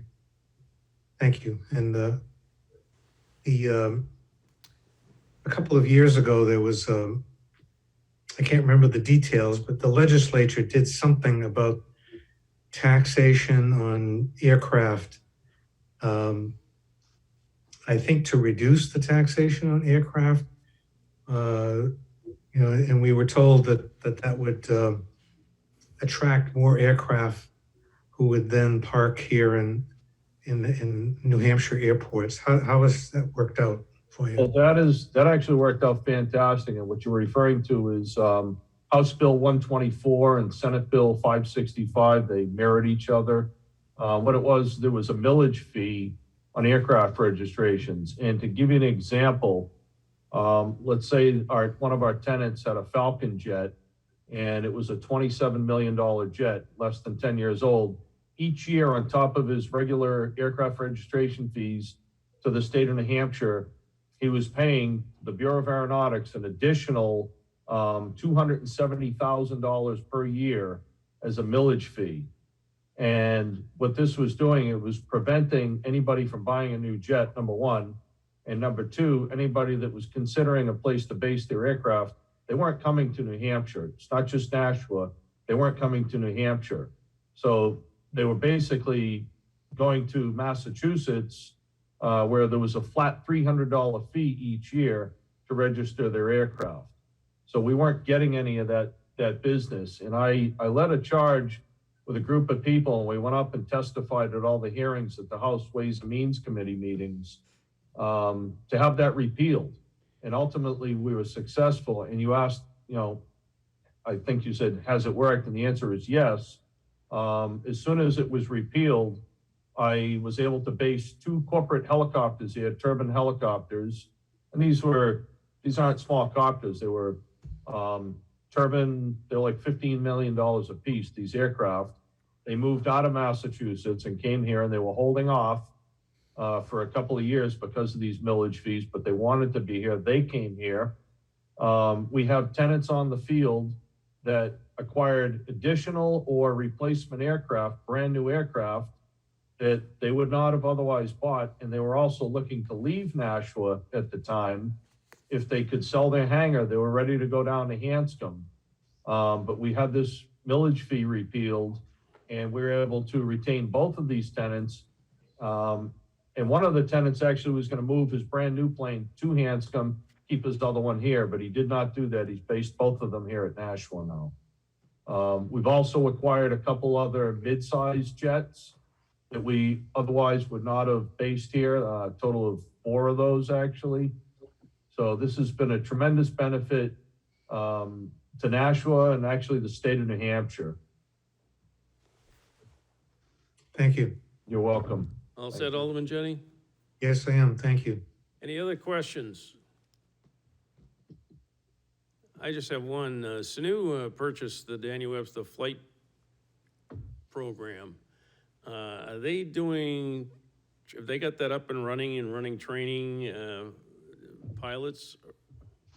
Well, unfortunately, Chairman Dowd, they actually bought an assumption of lease on the 79 Perimeter Road building, as well as 85 Perimeter, the old Daniel Webster College hangar. And they started their program. They are off to a strong start, but then COVID hit, and they have since canceled the program. They're doing a teach out as we speak, and they're going to be here for about another year. So we're actively seeking other collegiate aviation education programs to come into Nashua. Okay, thank you. If there are no other questions, Mr. Griffin? Hold on. Mr. Griffin, did you have something? I'm sorry, Mr. Chairman, I was speaking to my daughter on the phone. Sorry about that. All right, no problem. All right, thank you, Mr. Lynch. Thank Appreciate you, Chairman it. Dowd. Good night, everyone. Night. And the final department that we'll be addressing tonight is 179, the Public Library. Revenues are on page 43. Appropriations are on page 224. And who is here to present? I see Ms. McCormick. Yes, and I'm joined by Linda Laflamme, the Chair of the Board of Trustees. Okay. Hi, everyone. Let's see, library. All right, if you want to give us an overview. Sure. So we were able to meet the mayor's guidelines of a level funded budget. Included in that budget is funding for all of the current library staff, including the negotiated cost of living increase. It included the ability to fund a couple of positions, a couple of vacant positions, and it allows us to add back 4 of our library pages. The library pages were laid off early on in COVID. We used to have 7 or 8 of them. This budget allows us to bring back 4 of them. And it also provides for overtime for us to have Sunday hours from September through April. We did have a salary adjustment. So in this latest contract with our staff, there was a salary adjustment, which makes Sundays a little more expensive than they used to be. Just before COVID hit, we had our first year of being open on Sundays all year round. We're not able to do that in this budget. Hopefully we can get back to that at some point. That was really popular with many families. For many families, Sundays are the best day for getting to the library together. On the operating side, we did some shifting to reflect the general shift from physical items, so physical books, physical DVDs, to the demand for digital items. So this budget increases funding for streaming video services and ebooks and digital audiobooks. It also includes an increase for our online calendar and museum pass reservation system. One of our goals for this year is to replace the software that we currently use to manage computer times and printing, and that's printing in the library. And we also offer a service where customers can print from home. And to offset those, we decreased the budgets for physical media, books and DVDs and magazines. We also decreased the budgets for program expenses for both adult and youth services. We did, over the past year, all of our programming has been virtual. We're looking forward to resuming in-person programming this year, but I think it will be a hybrid for at least part of the year. And any shortfall in programming expenses, our very generous friends of the library have offered to offset that. So they've budgeted funds for their spending this year to fill any gaps we have in programming budgets. And the final increase I'll mention, it's a really small increase, but I want to draw attention to this. We did increase postage by $1,000 as one of the steps we took when COVID hit was to increase eligibility for our books by mail program. So that replaces what used to be the homebound delivery service. And rather than, that used to be a service that was available only to homebound customers or visually impaired, we expanded that to include customers who were at particular risk from COVID, or even just were in the particular age group that's of particular risk of COVID. So it's a small increase, but we went from 50 customers for books by mail and we're a little over 70 now. And we mail those books to people's homes free of charge to them. So that's the reason for that increase. I feel really good about this budget. I know Linda may want to make some comments. We have an excellent staff and I was happy to give them their increases. They deserved it and it helps us retain quality employees. But I think we were able to come up with a good budget that continues to serve our customers well and maximizes the number of hours that we're open and the services that we can provide. Thank I you would very just- much. Ms. I would Laflamme? just second that Jen and her team have done a fantastic job over the last year, practically reinventing their service model to be virtual and still remain a vibrant and important part of the Nashua community. So she and her staff have juggled very well, and I think we've juggled the requirements for the mayor's guidelines, our new contract, and also what we needed to accomplish in the libraries. Okay, thank you very much. Questions for the library? Anyone? Alderman Jettie. Thank you, Mr. Chairman. So forgive me, this probably isn't really a budgetary question, but I guess it could be. But what is the status? The library has a lot of material that it's accumulated over the years that has research value or historical value. I'm thinking of copies of the Nashua Telegraph. I know you used to be able to go in and look at microfilm or microfiche, whatever the correct term is. Are you in the process, or do you have the capability of converting a lot of that into a digital format that would make it available to people online? We have done that, Alderman Jettie. In fact, we've now reached the limit to what we can digitize under copyright laws. So I can send you the link. Anyone can visit our website and look at historic issues of the Nashua Telegraph right online. We also digitized a French newspaper, L'Impartial, and I'm sure that's not the right pronunciation. That's also available online. And we do. I used to deliver Did you? Yeah, so we digitized that. The board expended trust funds on that. And I would say I think we've invested over $30,000 in digitizing those resources, and they're freely available online, which is pretty exciting. And we do still have microfilm, so there's certain years that we're not able to digitize yet. You can come in and look at them on microfilm. or you can email the reference staff. We have a few people who love to do that, and they will usually happily look those up.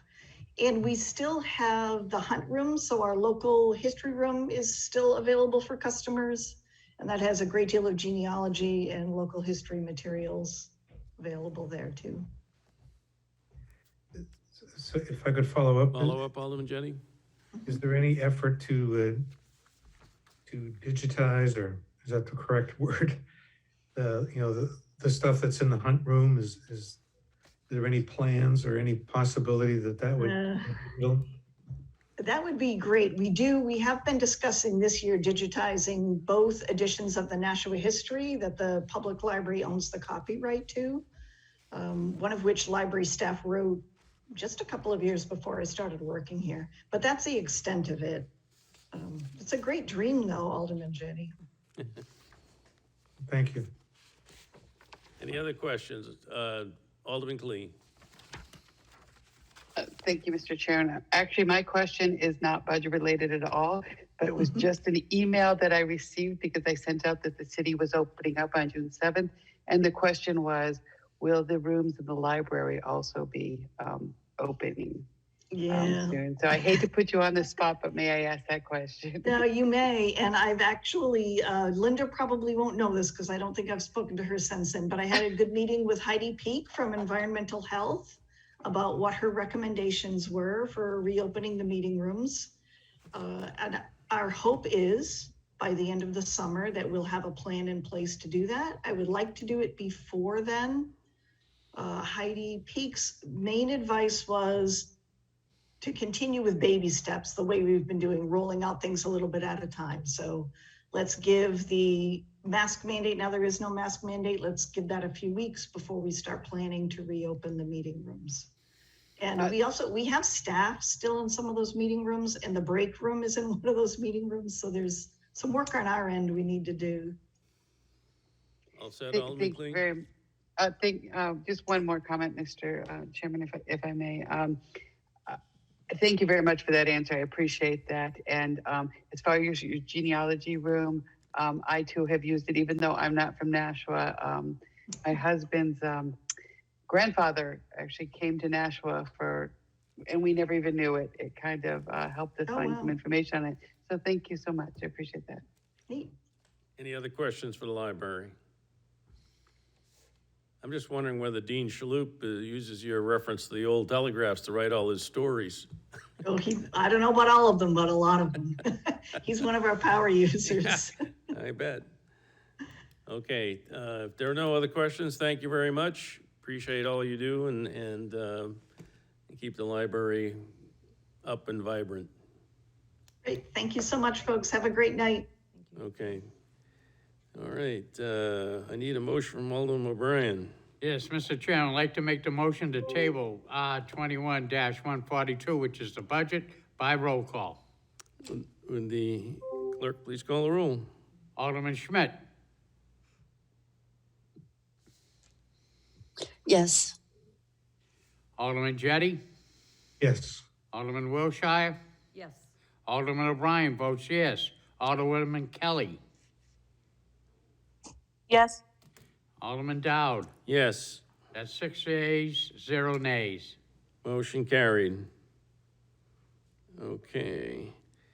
The next item we have on the agenda needs to be taken from the table. Alderman O'Brien? Thank you, Mr. Chairman. I would like to make a motion to take from the table R21-145, which is authorizing the interfund transfer of $325,000 from the Broad Street Parkway capital project activity to the Nashua Milliard Dog Park capital project activity for the purchase of the property located at Alpine Street, map 77, lot 5. And I would like that done by roll call. Please call the roll. Alderman Schmidt. Yes. Alderman Jettie. Yes. Alderman Wilshire. Yes. Alderman O'Brien votes yes. Alderwoman Kelly. Yes. Alderman Dowd. Yes. Mr. Chairman, 6 yeas, 0 nays. Okay, the motion is carries to take R21-145, place it on the table. So the motion before us now, Yes. Alderman O'Brien? Thank you, Mr. Chairman. I would like to make a motion to recommend final passage by roll call on R-21-145. So the motion on the floor is for final passage of R-21-145.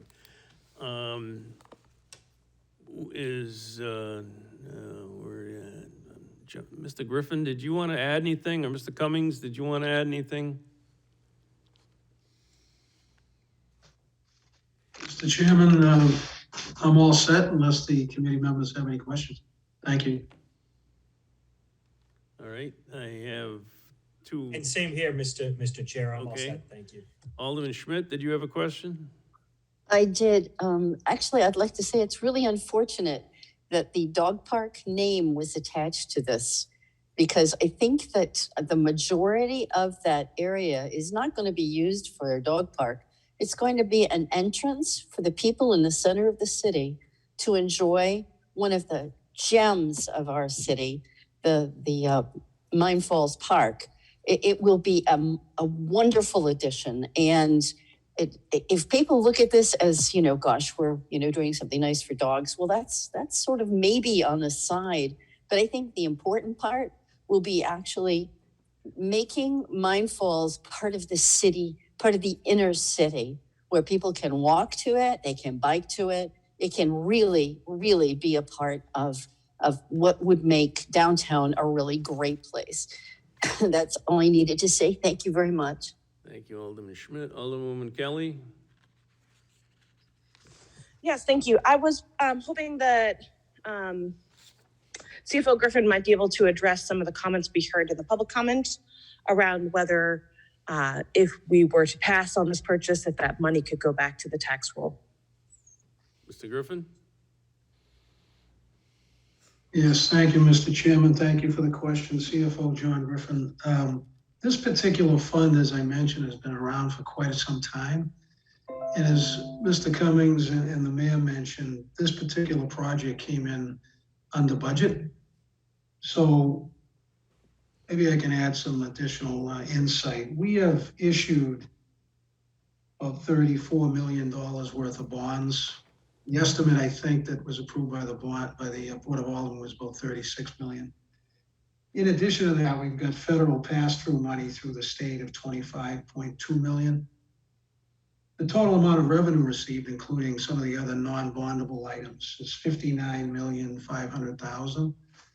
And to date, we've spent $56 million, approximately $56 million. So there's a surplus of funds over the amount we spent, about $3.4 million. And that's why I mentioned that in this particular case, we're not asking to repurpose bonds. That might be done down the road for another project. Okay. And just one other point, as far as the bonds remaining, subject to check, I'd have to do some addition, but I believe we owe a lot more than what was commented on as far as the debt service for Broad Street Parkway. But I can and will supply the amounts outstanding to the committee. Okay. Thank you. Alderman Clee, did you have a question? More of a comment. Thank you, Mr. Chair. I want to echo what Alderman Schmidt had said, and that is, even though I appreciate the transparency of that, we're hoping to put a dog park there, and I believe we will put a dog park on that land. I think we would have done it whether we had purchased it or not, because I believe there was an agreement with the Milliard Association. But putting that aside, the most important part is when you look at the GIS as Director Cummings put up on the screen, you can see where that property literally is one of the major openings of the park. And as a person who uses the Mine Falls Park a lot, that is really one of my walking routes. I literally come out that way and go back in over by another entrance to the park, walking through the parking lot. It kind of creates a circle of a path. It's just a natural route. I think the perception has always been the city owned that land. I think it was a shock and surprise to many people who looked at that to say that what do you mean the city doesn't own the land? They didn't realize that that wasn't part of the park. They assumed the city owned the land and that was part of the park because it's just a natural progression of it. And now that we own the NIMCO building, which again, more or less abuts this property, it's just a natural flow.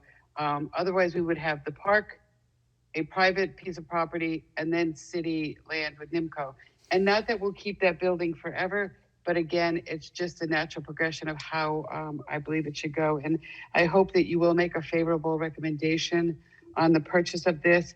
And I agree with what Alderman Schmidt had said. I wished it did not say the Nashua Milliard Dog Park Capital Project Activity, but I also understand why it was done there. It was done for transparency, so no one thought we were trying to pull a fast one. That makes a lot of sense, but I think it's led people down the wrong path that we're spending $325,000 on a dog park when that in fact is not. All those that spoke against it basically were saying this: we can't afford a dog park, we can't afford a dog park, we can't afford a dog park. And this is not $325,000 for a dog park. And I think it's just getting caught up in the rhetoric, and but that's how politics works, and I understand. So thank you so much. Alderman Dowd, if I could have a follow-up, please, to CFO Griffin. Yes. Thank you. I'm sorry. I know that you explained some of it, but I feel like my intent of my question still wasn't answered. There was asked in public comment, if we passed on this, could $325,000 go back to our bottom line? Or is this money that is earmarked for capital projects only? I just want to make sure that it's very clear to people, what we're doing here. Mr. Griffin? Yes, sir. Mr. Chairman, John Griffin, CFO. The Board of Aldermen has the ability through legislation to move any monies in this particular account for other purposes. Believe it or not, there's still expenses being incurred by the Broad Street Parkway. These things take a long time to go through and finally get signed off by the the feds that oversee the project through the state. So what we try to do, as Alderman Dowd knows and others, we try to take on money that we've already sold and use it, repurpose it. And that's what I meant to say at the beginning, that most of the proceeds could be repurposed for future capital projects. This particular amount that I mentioned is not tied to the bond, so you could use it for another purpose. It's just when we were working with the team internally to determine the best funding source, we looked at the Broad Street Parkway as a viable funding source for this particular amount. Thank you. That was what I was looking for. Okay. Any other questions? Alderman Jettie. Thank you. So, I want to make it clear to the public and to the rest of the committee that what we're talking about tonight is whether or not we're going to take this $325,000 from the Broad Street Parkway fund, so to speak, to pay for the acquisition of this land. The decision to buy this land has already been made. At our meeting last Tuesday, we voted to enter into a purchase and sale agreement to purchase this property for $325,000. I voted against it last Tuesday night, not because I'm against purchasing this land. I voted against it because I felt that we were putting the cart before the horse, that we had this public hearing scheduled for tonight, and that I felt we ought to wait and let the public speak so that we could take their comments into consideration, about whether or not to provide this funding, and then vote on once we secured the money or not, then we could intelligently vote on whether or not to go through with the purchase and sale agreement. I felt that the comments made by Director Cummings and Director Marchant about the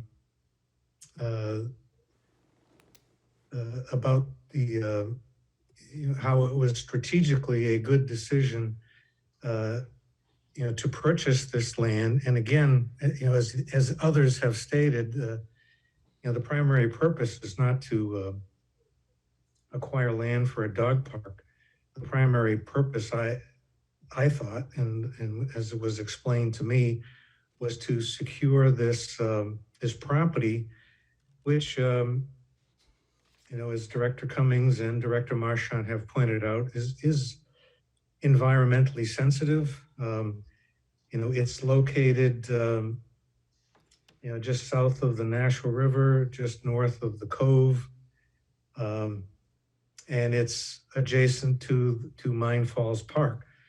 There is currently, and has been for some time, access to Mine Falls Park, through Spine Road. The people who own this parcel of land now own it subject to an easement across Spine Road, which does provide access. And if we did not buy this property, that access would still be there. But there are other reasons for wanting to secure this property.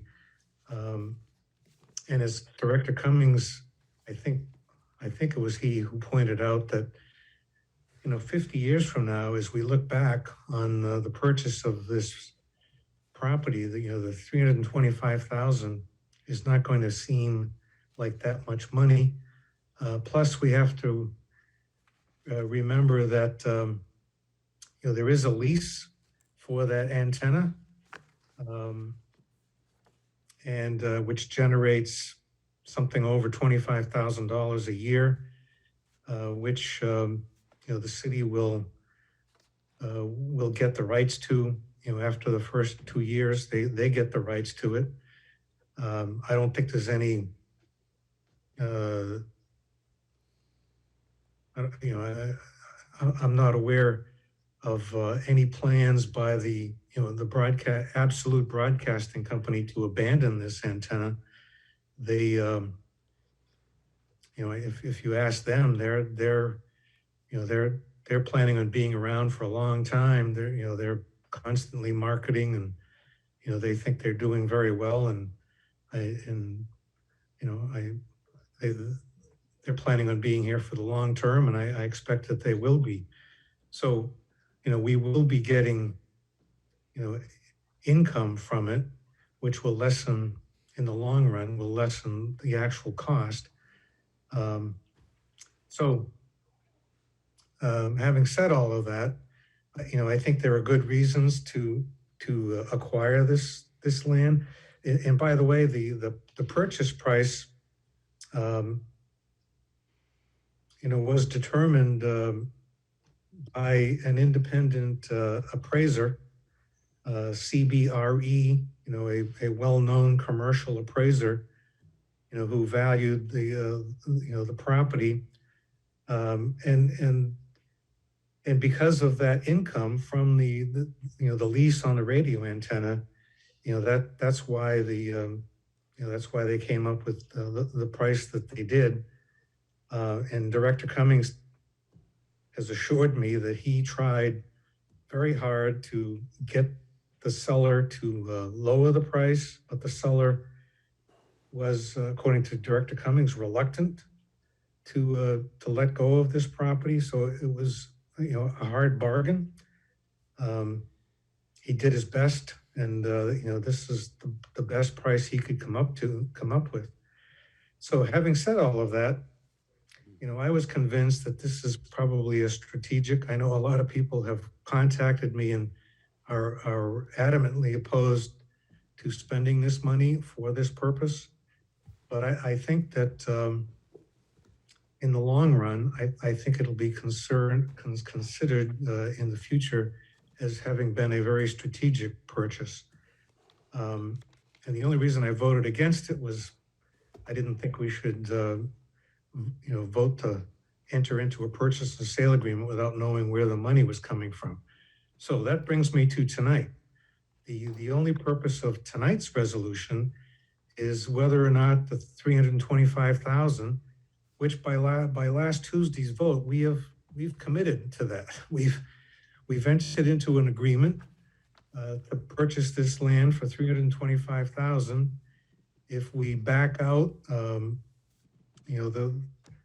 if the seller wants to, the seller could, force us to purchase it at the 325,000. So the question tonight is not whether we are going to buy it. We've already decided that.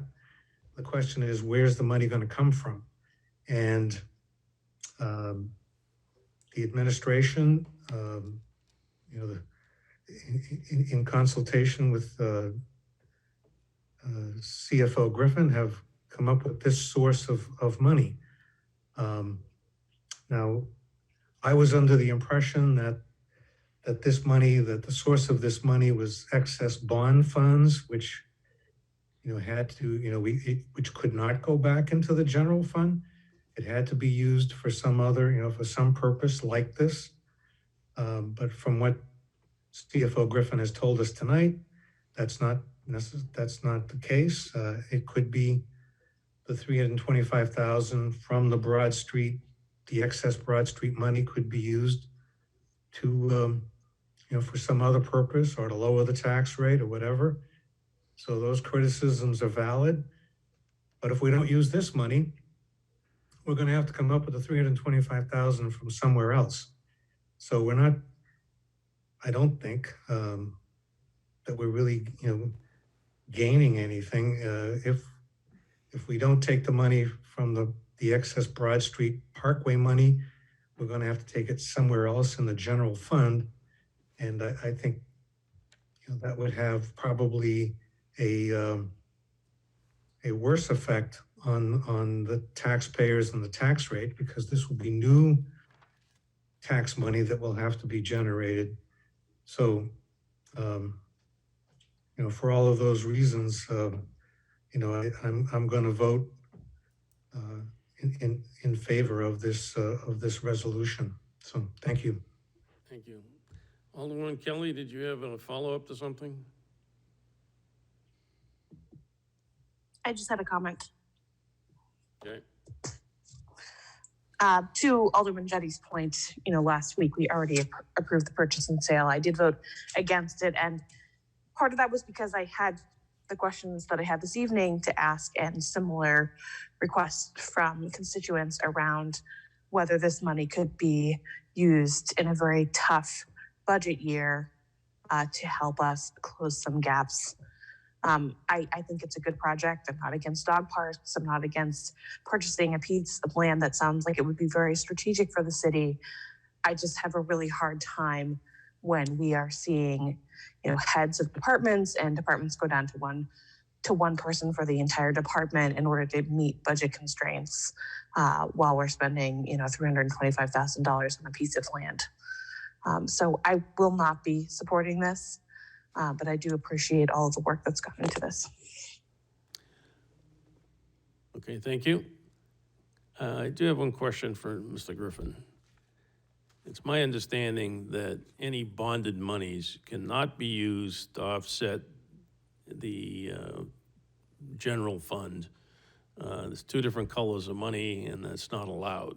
You cannot bond money to pay to reduce the tax rate. Is that correct? Mr. Chairman, that is correct. That's why I, in my further explanations, indicated that any bonded money cannot be used to go back to buy down the tax rate. Furthermore, this is not recurring money. This is not recurring revenue. So my recommendation has always been try not to use one-time money for recurring expenses that might be in the budget. because that money's gone, you have to replace it the following year. Thank you. And the other point that I want to make is on a comment on capital improvements. Capital improvements, to my way of thinking, have never been fully funded in all the years I've been involved with the city budget, which is about 40. And we end up funding capital projects, especially in the last few years, that are absolutely necessary, or it's going to cost us 2 or 3 times as much downstream. So any money's being spent under capital expenditure is critical to some part of the city of Nashua. And there are many items left on the capital improvements list that aren't being funded that are also critical, that keep getting pushed off, and it ends up costing us more in the long run. So I just wanted to say that. If there are no other questions, I will call a vote. Alderman Jettie? It's getting Thank late, you, Mr. Chairman. So, I hate to prolong this, but if I could, through you to CFO Griffin, perhaps I'm a little, maybe I'm, denser than the other members of the committee. But I'm hearing you saying, would you just say in plain words, I thought you said that although bonded money, was restricted, the fact is that the money, this $325,000 is not part of the bonded money, that there is in this Broad Street Parkway money, there is money that's been generated from the sale of property that was, turned out wasn't used, for the project. And so I thought you were saying that although bonded money is restricted, the fact is the money that this $325,000 is not coming from bonded money, it's coming from some other part of this Broad Street Parkway money. And so this money, in fact, is not restricted. It could be used, like some of the people who testified during the public hearing. If we wanted to, we could apply this money to some other purpose. Did I hear you correctly, or Ron, could you just make it clearer for me? Okay, Mr. Chairman, thank you. Alderman Jettie, the reason why this particular resolution does not call for the repurposing of bonded money is because it's not bonded money. And what we're asking through a public hearing and this particular legislation is to have you approve the transfer and appropriate the money for this purpose. As I mentioned at the beginning, it could go for any other appropriate use that the Board of Aldermen deems appropriate or fit. I hope that's clear, but that's why you're not facing tonight a repurposing of bonds. Okay. Yeah, If you're all set, I think it's Alderman clear to Jettie? me. Yes, thank you. All right, would the clerk please call the roll? Thank you, Mr. Chairman. Alderman Schmidt, Yes. Alderman Jettie, Yes. Alderman Wilshire, Yes. Alderman O'Brien votes yes. Alderwoman Kelly, No. Alderman Dowd. Yes. Mr. Chairman, you have 5 yeas, 1 nay. Motion carries. It'll go forward to the full board. Okay, next item is general discussion. There's none. Hearing no one. Yeah. Public comment? Yes, Lori Ortolano. Ms. Orlano, name and address again? Sure. You have 3 minutes. Lori Ortolano, 41 Berkeley Street. I'll be brief. Thank you for the more detailed explanation on the land being purchased to the entry to Mine Falls. It's a different perspective when you hear it explained rather than focusing on the dog park. So that was good for me to listen to. Also, I want to ask you, when you look at the assessing budget again, to consider that next year we're doing the revaluation with vision. And I think you're going to see additional money needing to be spent for abatements, like when we contracted with KRT. I would actually expect quite a few more than what we gave to KRT. We gave 50 subcontracted out and paid them additional money. And I think you're going to find that you're going to see more than that this round. And you could also have a problem with permits being captured again, because the assessors are going to be working heavily on those abatements, and you might need additional contracted support for permit work. Also, I would like you to consider adding another computer down in the assessing office. And I want to let you know that the redesign of that office for public service was done really poorly. In the old office, you had about 45 square feet of countertop space for people to come in and spread out and use their documents and work. The new design, you put up this almost looks like bulletproof, thick shielded glass or plexiglass, and it's such overkill. It confines the area. I actually think it's a health trap. But you now have roughly probably 8 square feet of countertop space for the public to work on. You can't even open a binder with documents. There's only 2 service counter areas with 2 computers. There's no open computer on a desk for anyone to come in and do research. I think you've made a total mess of customer service, and anyone who knows what goes on in a revaluation and the traffic in that area knows that that is grossly inadequate. There should be another countertop placed outside with a computer on it behind the entry area some way to allow people to work. And I would encourage you, as you redesign your clerk's office, I'm hoping you do not do what you did in assessing and creating these cubbies. Leave the space open and leave countertop 30 space seconds. accessible. Thank you. Thank you. Any other public comment? Seeing and hearing none. Remarks by Alderman? I have Alderman Clee and Alderman Gottfried. Thank you, Mr. Chair. I just wanted to make a comment. Early on at the public hearing, there was an ex-alderman who commented about some of the things that we should do and look at as far as the dog park is concerned. And I realized at that point that he obviously was not aware of the ADPAC, which is the Animal and Dog Park Advisory group committee that meets once a month. And we have looked into all of those. We've actually spoken to the people from Hudson and so on. But this coming Friday is an ADPAC meeting, and it is on the city calendar. It can also be found under the agenda. The ADPAC and Dog Park Advisory Committee, Animal and Dog Park Advisory Committee, they're meeting this Friday at 8 a.m. It's a virtual Zoom meeting, and all the links and so on are there if somebody wants to attend, such as, and all I remember was his first name was Mark. I apologize for that. Clemunden. Pardon? Mark Clemunden. Mark Clemunden. And just to let him know and any others that they meet once a month and discuss the dog park and feasibility study, as well as picking up poop, and it's my favorite subject, etc. But I recommend that the public come and listen. Thank you. Alderman Gottfried. I have a few announcements. The first one is about the legacy of the Black Wall Street, which follows the rise of the 36 block economic hub in Oklahoma Greenwood, which is a subset of Tulsa.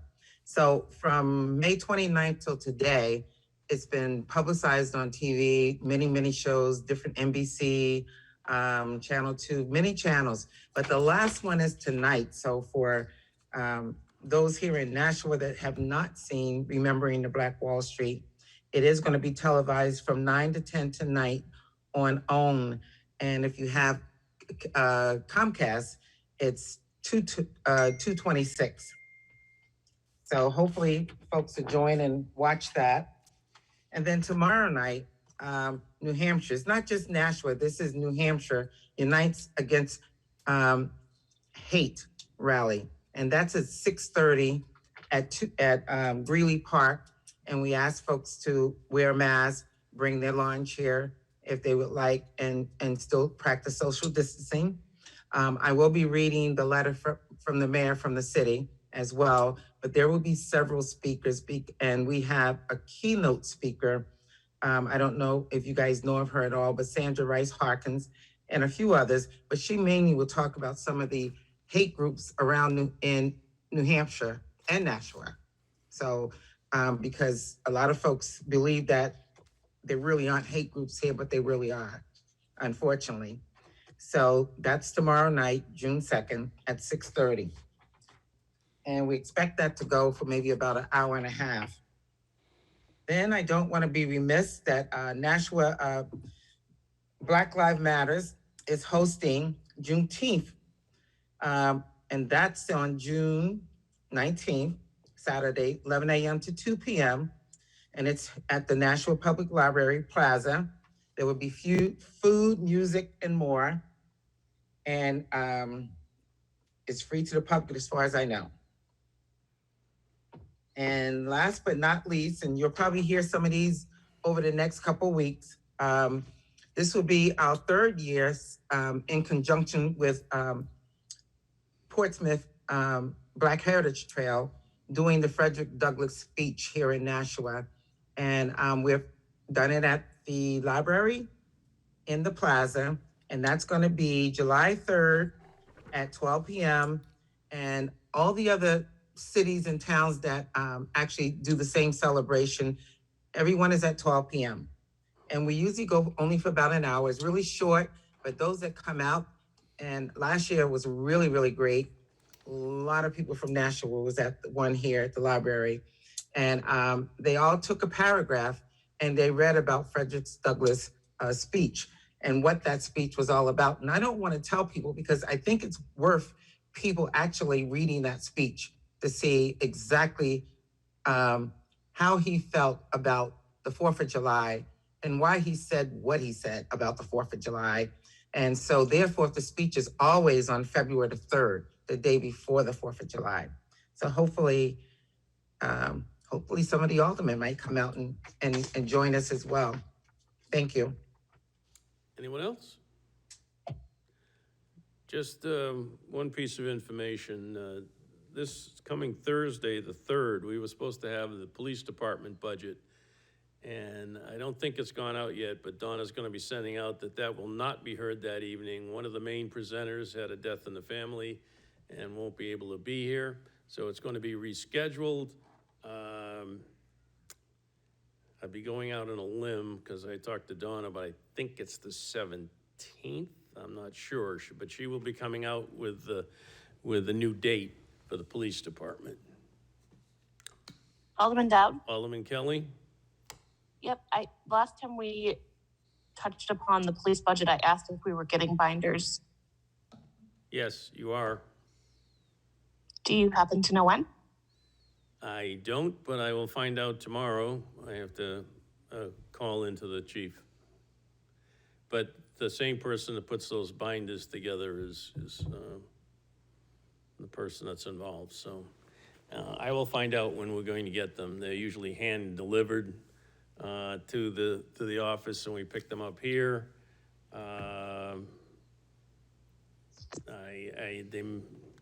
If they get delivered to everybody's house, they'll be delivered in a police car. So we'll see. I'll let everybody know. So if you have a cruiser pull up in front of your house, it's not to arrest you. Hopefully. You never know. I'm very sorry for that member of the police department. I understand. I just want to make sure we get enough time with it before we You'll have plenty of time now because it's not Thursday. Yeah. Thank you. Okay. Alderman Jettie? So does that mean we have no meeting Thursday night? Yes, you have a night off. Enjoy it well. Unless some other committee member throws in a meeting, but I hope not. It won't be budget. All right. Alderman O'Brien. Thank you, Mr. Chairman. I would like to make a motion to adjourn by roll call. Okay, would you please call the roll? Alderman Schmidt, Yes. Alderman Jettie, Yes. Alderman Wilshire, Yes. Alderman O'Brien votes yes, Alderwoman Kelly, Yes. Alderman Dowd. Yes, We have 5 yeas, 0 nays. motion carries. We're adjourned at 9:25 PM. Thank you, everyone. Good night, everyone. Right. Enjoy.